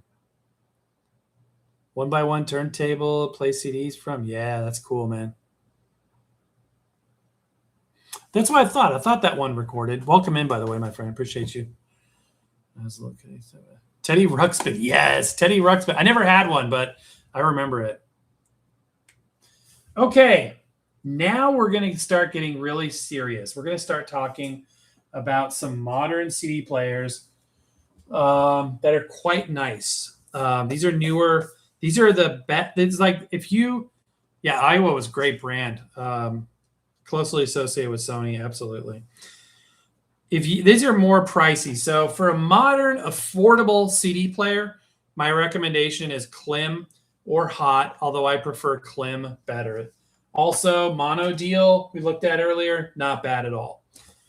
But if you have a little bit more money to spend and you want something a little higher end, Fio makes a couple great CD players. We're going to look at both of them. This is the DM13, and it's fully rechargeable. And that, to me, is a really good thing. And metal construction on the top here. This photographs terribly, by the way. This is a cherry red. It's not this kind of weird tomato soup color that's coming across on camera. Micro switch buttons here were a little finicky and hard to see. And again, some of the stuff's there, but a lot of the stuff is down here. If I power this up, it's got a full display. This feels heavier, more substantial than all the plastic ones. This is even heavier than like some of the higher end Sonys that we were looking at. Let me see. This is probably the highest end Sony that I have. So like this guy right here with this thing, this feels heavier than the plastic Sonys. This is much more substantial than even the Sony. Not saying it's better, but it's more substantial. This thing, yeah, reds don't photograph well, especially with a webcam. And I got daylight pouring in and I've got an incandescent bulb. So this is interesting. So it's got a 4.4 balance. I never use that. I think I've had headphones that are compatible with that with the right cable, but I'm a single-ended 3.5 millimeter kind of guy when it has that as well. One thing that was really weird about this is you can't see it, but there's no stop button. You have to hit power and this button on the end at the same time to stop. That's stupid. There should be a stop button. This has a notable DAC in it. Instead of just having a system on a chip DAC like a lot of modern ones do, this actually has I think it's Cirrus Logic 43131. It may have two of them, left and right channels specifically, but this is a phenomenal player. Somebody asked me the other day, this is substantially less than the next model we're going to look at, and is it worth paying more for that? And generally speaking, no, unless there's something on the other one that specifically reaches out to you. But yeah, this is good quality stuff. Squared off design. It just feels quality. I can't, it's hard to impart that information across a webcam to you. But looking on the back, this does more than just play CDs. I keep putting it in because I want it to focus, but it's not going to. It works as a desktop player, so you can bypass the battery, flip it to desktop mode, and it'll just take power off of a USB-C and a power brick or whatever. Or you can run it off the batteries. It's got a switchable electronic skip protection, so you can bypass that if you need to. It also has the ability to record outbound via USB. So if you hook this up to a USB recording device, like a computer, I don't know if this one could act as a host and record to a thumb drive, but I think it could.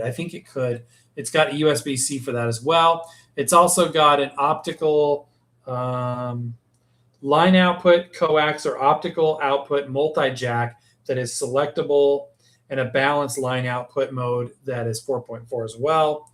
So it's got some function. I think this can be used as a standalone DAC as well.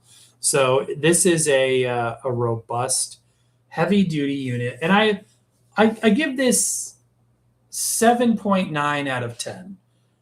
Its build quality is fantastic. It's got some funky functionality.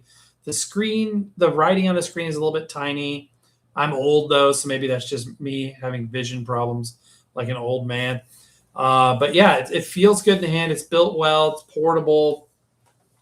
So I think that that's a good one. Then they came out with, where is it? Do I not have it? After all that, I have to have this one because we got to talk about this. Okay, hold on, guys. I got to find the where in the world did I put that thing? Hold on.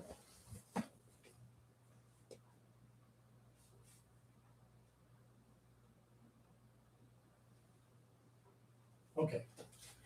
I'm like, I have to have this. It's like building up to this thing. I look over and I don't have it. Okay, so we'll look at the successor in just a second. Nice, yeah. Panasonic's. I'm glad to finally have a Panasonic.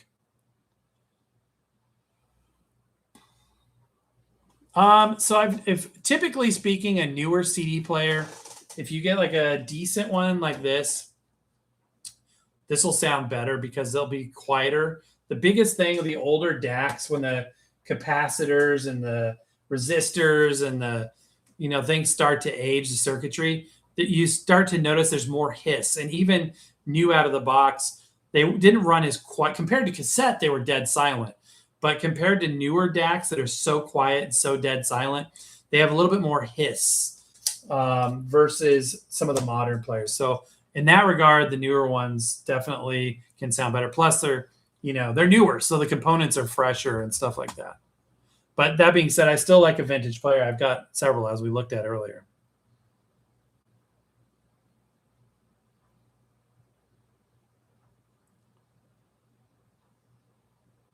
If you're going to stop listening or change the CD, you're going to have to power it off anyways.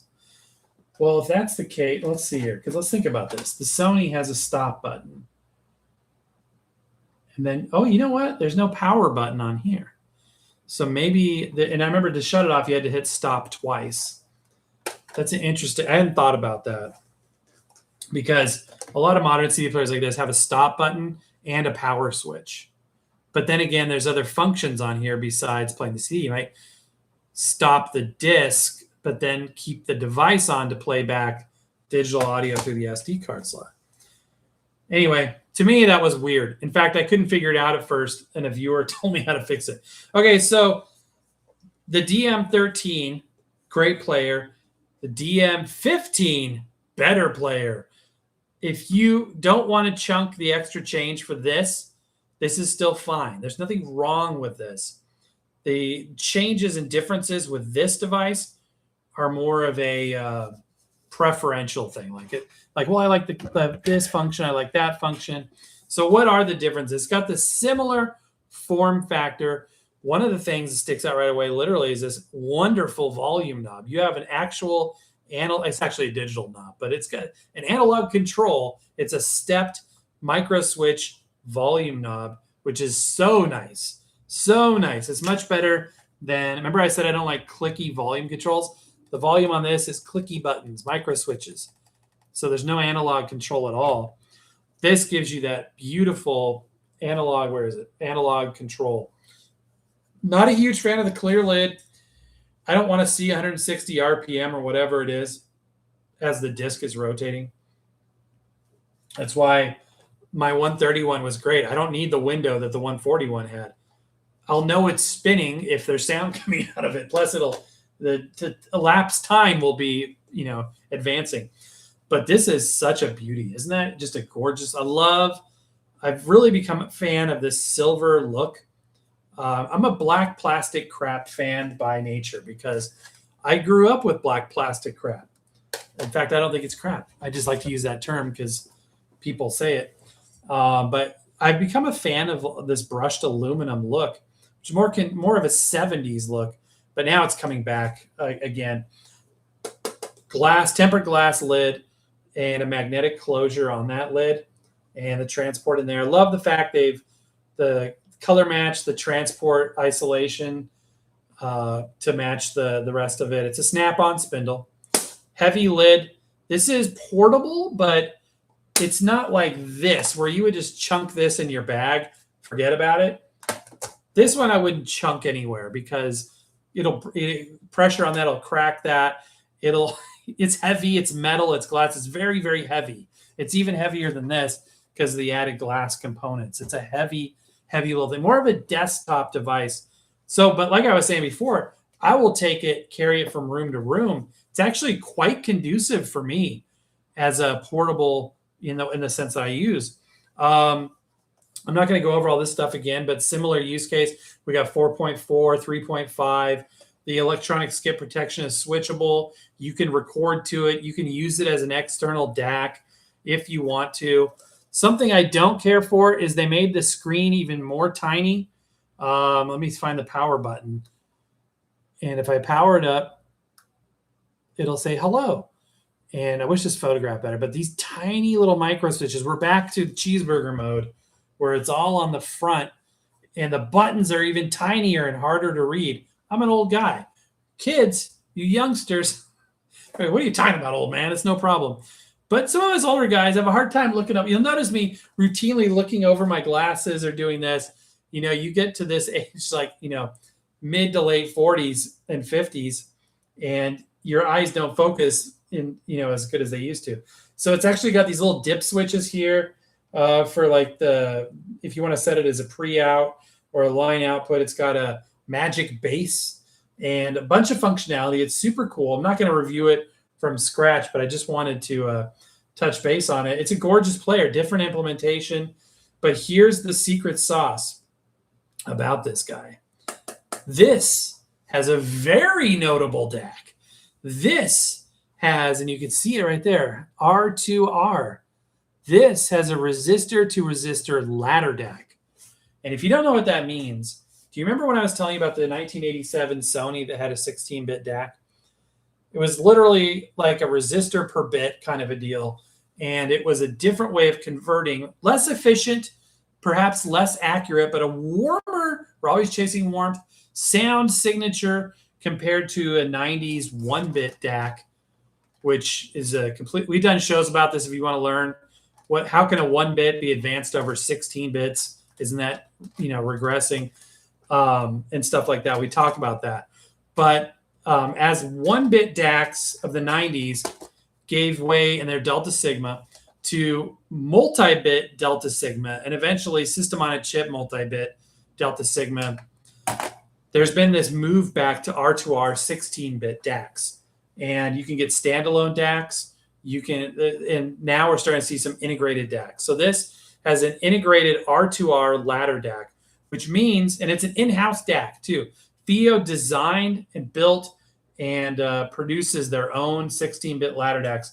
I also have the FIO K11 R2R standalone DAC that I use on my laptop, and it has that same warm tonal quality. So super cool, right? So you get a ladder DAC. This is unheard of, and this is kind of pricey. This is, a few $100s, but even at that price, this is unheard of affordable compared to the way it used to be. If you went back 10, 15 years to achieve this, you'd be looking at thousands of dollars. An R2R ladder DAC, especially in a small portable CD player, would be absolutely unheard of. Don't dump those. Okay, is this not lay flat? Oh, I see. It's not a cable.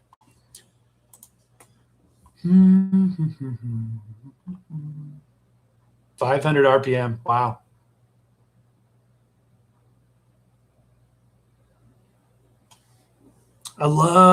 Steven, I love the use of the emojis, dude. That's cool.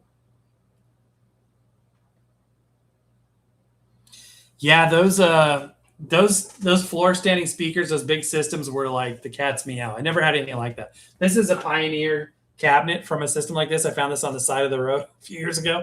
I learned the hard way that not all stereo components will fit in these. Like, it's designed for Pioneer stuff.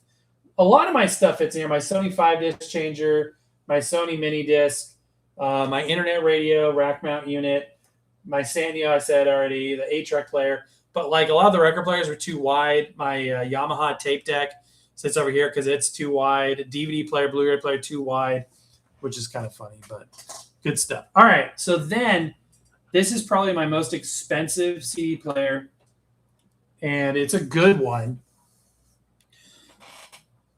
But this is the Shanling EC0T.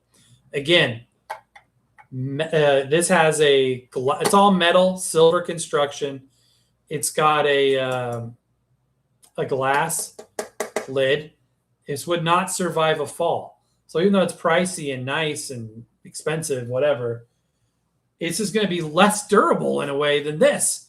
Because this, again, throw it in your backpack, you'll be fine. This, I don't think it would come out right. I don't think it would end well. But as a desktop unit, and I think this is more of a desktop unit, it just happens to have a battery, so it can be portable. If we look on the back, all sorts of connections, capabilities. It does a lot of stuff. Standalone DAC. It's got SPDIF optical output, line output, balanced line output. You can use it in desktop mode or in battery mode, I believe. This has a very cool analog volume slider, which feels very good. It's very buttery, very, very nice. And it has a screen here. If I press and hold this, they made the questionable decision. Wait, no, the power button's over here. They made the questionable decision of using Comic Sans. Why would they do this? They make a premium CD player and they use Comic Sans font, which instantly cheapifies it, makes it look goofy. That was a questionable decision. Again, rechargeable battery and yeah, some very, very cool features to this. Now, this is the budget version of this. What is this? The Shanling EC0.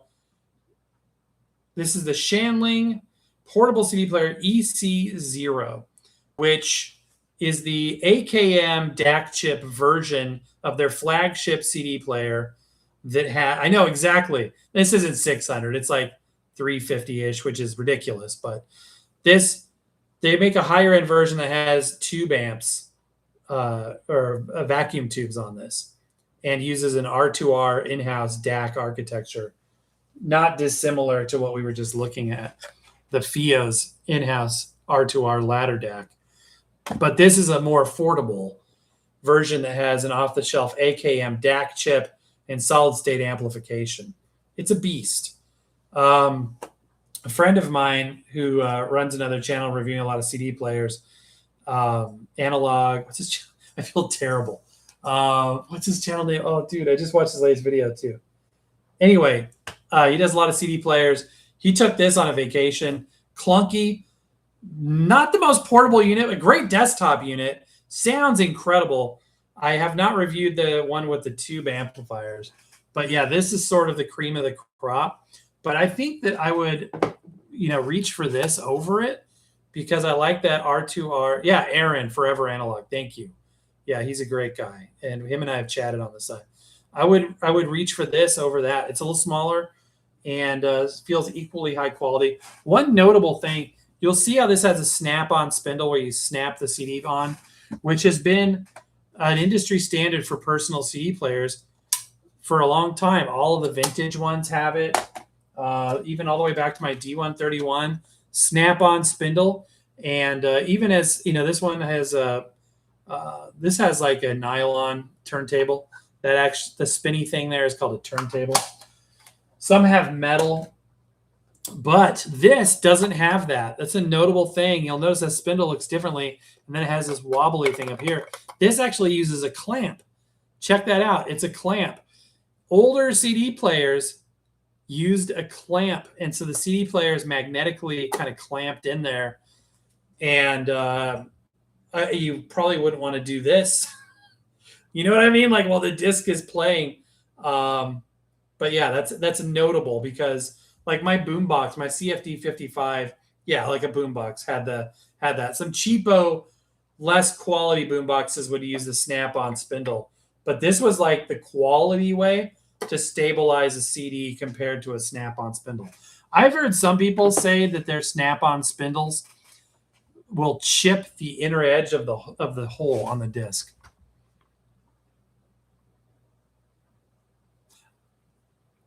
Yeah, the 0T 600. Well, you're right. It does have the Comic Sans font as well. You're right, exactly. Oh yeah, Aaron's legit. He's a great guy. He's a great guy. Yeah, Shanley makes some crazy stuff. Crazy stuff. I think no, that's SMSL. I got this SMSL 200T transport, which also uses a magnetic clamp on it as my main unit in there. All right, one more CD player. One more.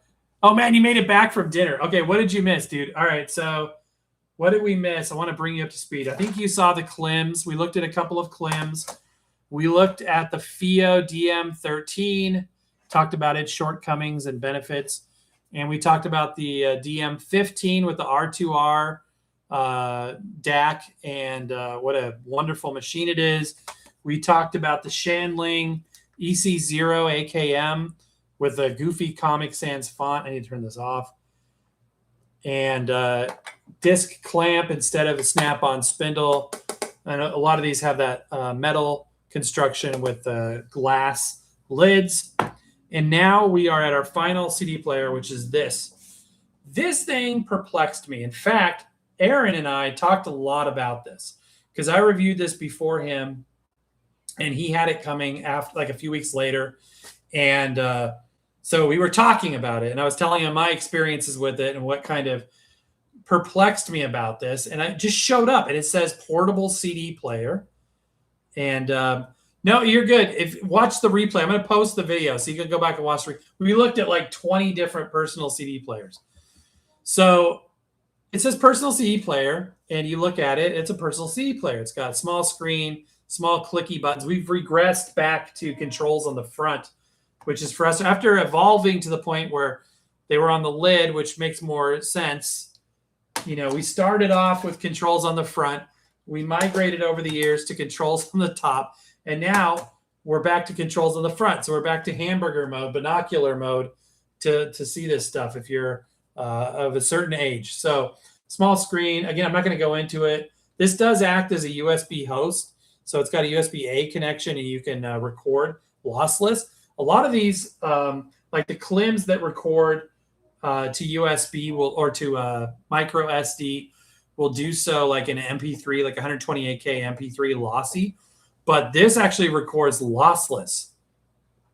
You can put a thumb drive in there. This will rip waves, lossless waves from your compact discs to digital. And I did that for a time. This also has SPDIF output, analog line output, and so it can be used as a transport. And I think, I'm not sure, Fozzie's got the design language here with the one orange element that they use on a lot of stuff. I've got one of their headphone amplifier DACs here with the orange knob. In fact, I've got an extra one of their orange knobs. That's like their signature thing. Ironically, I'm running the Fozzie Luna 3 turntable right now. Great turntable. I went through 3 of them. It's still in Kickstarter mode. I think they're ironing out the bugs. It's perfect except for the loud motor noise. It's like exceptionally loud. But anyway, but yeah, this records losslessly. And if you want to record just lossy, some of the Klims will do that. Like I said before, not the Nomad. What one is it? Hold on, let me find it again. Yeah, the Klim Discover does record to SD card. It's got an SD card slot, but it's going to be an MP3 format, I believe. Whereas the Fozzie Maroc will do it losslessly, but you won't have any of the metadata. So it'll be unnamed files. So what I actually did, I was recording a bunch of my CDs with this thing, and it worked pretty good. Sometimes the silence detection between tracks was a little off, so I'd have like a 20-track CD that would show up as 10 files or vice versa. But I actually was like, man, I miss having Grace Note, which apparently isn't a thing anymore. But I miss having metadata where you'd rip a CD and it would just, have the information you need. So I stopped using this for ripping purposes and got this. This is a $10 no-name eBay special, not eBay, Amazon special USB-C external optical drive. It's not Blu-ray. It's DVD and CD compatible to write and read to USB, plug and play, like $10. Snap-on spindle, decent plastic quality, but using I use a program called Exact Audio Copy, which is free. I put the CDs in here to rip. I can rip them at anything I want. You know, I can rip them as FLAC. I can rip them as WAV. This did WAV, but WAV files are twice the size of FLAC and the same quality. So with this, I can specify FLAC or anything. I could rip to MP3. I could rip to M4A, anything I want in the software because it's computer centric. But this was a great investment. I haven't done a video about it per se. I've mentioned it a couple of times. But then I got the metadata. So when I'm loading my CDs on my MP3 players, now I got track, title, thumbnail, all that stuff. And that was a reason to spend an extra $10 instead of doing it this way. That being said, this is a great little CD player. But what perplexed me about it is it's not what it seems. It said on the box it's a portable CD player, but it's not. This is not a portable CD player. There's a couple of giveaways. For one, watch what the lid does when you turn it upside down. There's no magnetic closure. There's no clip. There's no mechanical closure. It's normal for a portable personal CD player to not have the lid pop open. There's some sort of something. See that little tooth right there? Latch snaps shut. And even these guys, portable, the lid does not come down because it uses a magnetic closure. Simple as that. So why then would these guys make their lid do this? It's not a portable CD player.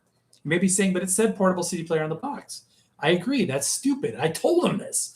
I said, you can't have it say portable CD player if it's not a portable CD player.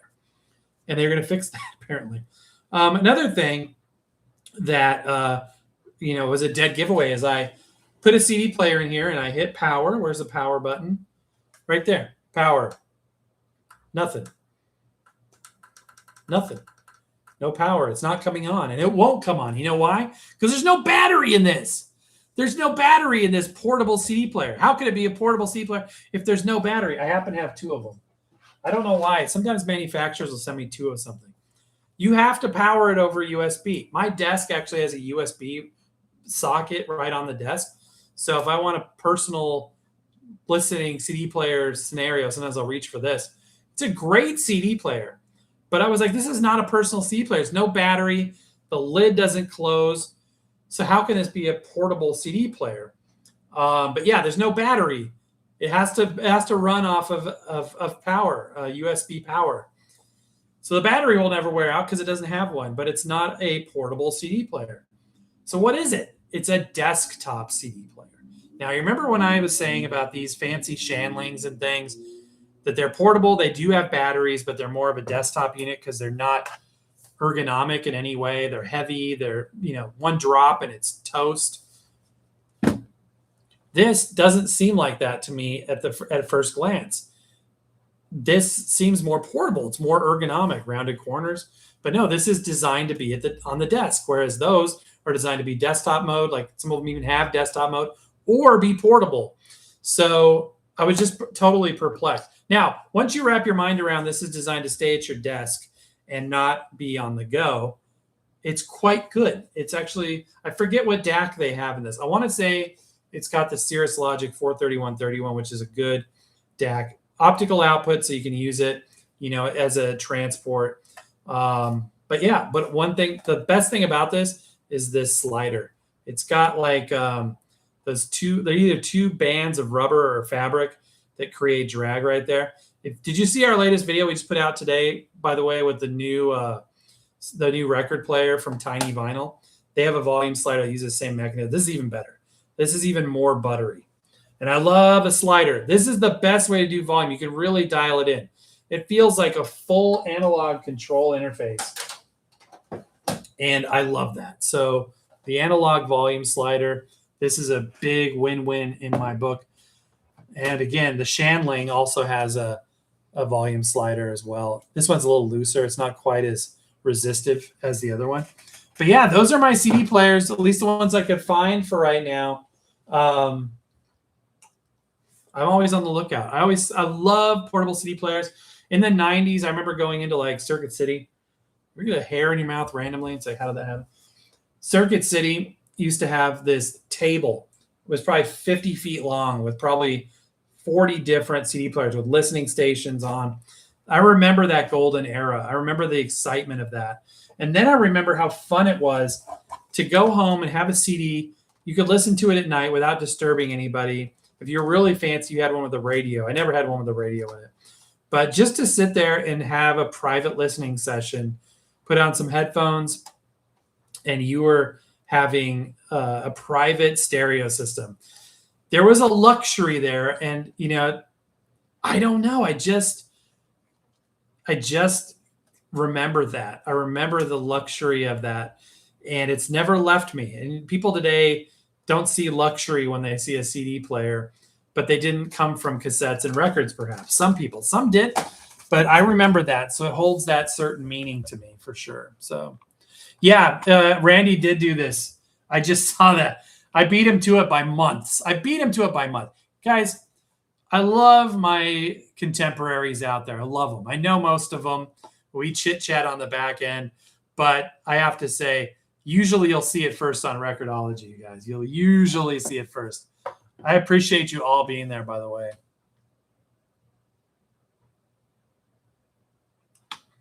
Yes, my wife, the beautiful, talented, and oh so wonderful Mrs. Record-ology, aka Rain's Place, is so supportive of me. I have all this stuff. And it's interesting, and I don't want to get philosophical here, but for half a second, some of you know that I've had some very serious health situations over the last couple of years, some very big challenges, and I've changed my mindset. I've typically, if I'm being very critical of myself, very materialistic. I have hoarder tendencies to collect. Look at all this stuff. But I've really gained new perspective over what's important. Kindness, love, forgiveness, gratitude is so important to me. And my wife has supported me as I've really matured in these areas. And this stuff, that's why I don't get too freaked out. And people that get so mad and so intense about records and equipment, to me, it's just water off a duck's back, because to me, it's like, this is so temporary. This is stuff. This is junk. This is going to end up in a landfill. Whatever, my kids may want some stuff, but they probably don't need any of my junk. If you have ever had a loved one, perhaps a parent or a grandparent, move on, and you have to deal with their leftover stuff that was important to them and to you is just junk that you feel obligated to deal with. I don't want to be like that. So I try to keep a healthy perspective over what's important. And this stuff isn't. This is fun. This is just fun stuff. This is just fun toys. These are toys. We're having fun. We're not saving the world. This is just fun. It's a diversion. It's meaningful, but it's fun. And I think that it's important to keep that perspective.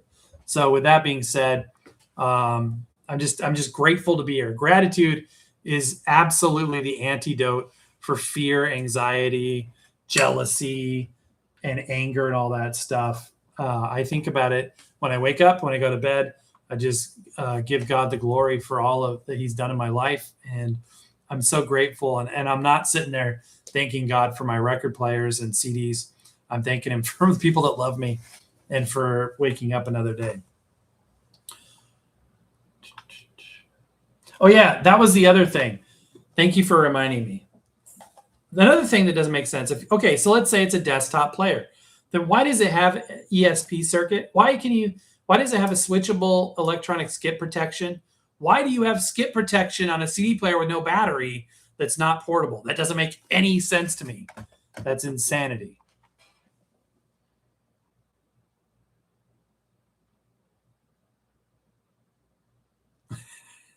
Dude, I'll update you up on that, Music Junkie, because I'm a bad MF.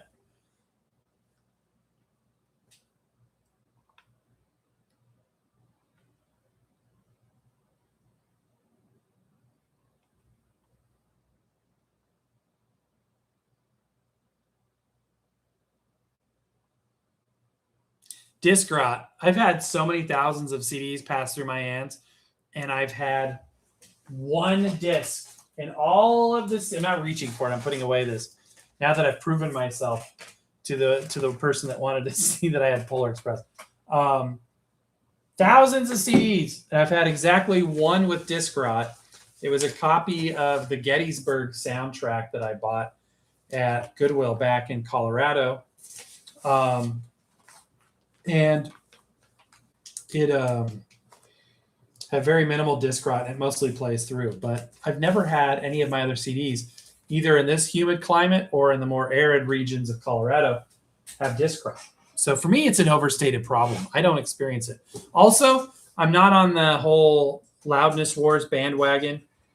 I've never experienced that. I've never experienced that to any detriment. Maybe it's because I don't listen to a lot of music that was used with that technique, but I've got some popular stuff, admittedly not as much as a lot of folks have, but even with all my Beatles stuff and other things, mainstream pop stuff, I've just never experienced disc rot. I've never experienced loudness war issues. So I'm grateful for that. I've always loved CDs.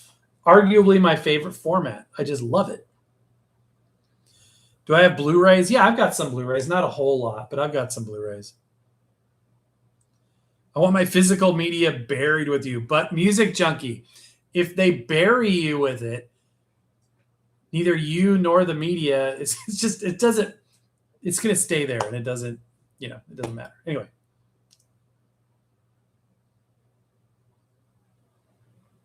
It's a lot of work to clear out after a loved one. It really, really is. Discs made by Nimbus are notorious. I think I've heard this. CDRs apparently have it. Interesting. Really, all of your discs, CDRs. That's so weird. The newer purple blue ones. See, I thought the blue, wasn't it like the purple or blue differentiate between like DVD writable versus CD writable? I could be wrong. Anyway, my friends, if I missed your comment, I apologize. But I thank you for being there. This is a long one. We went over 2 hours. And I always tell my wife, I'm going to be on for 30 minutes or so. But I love it when you guys engage. I love talking to you, just hanging out.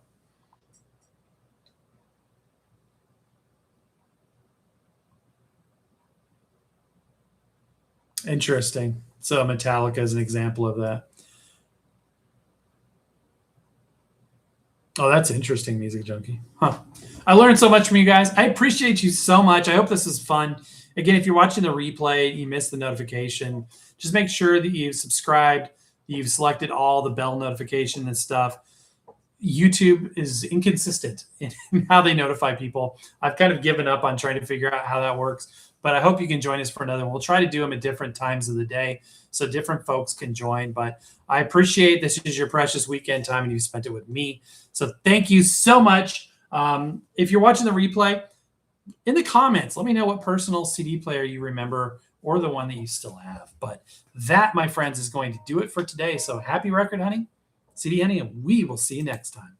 Thank you guys so much for being there. Appreciate it.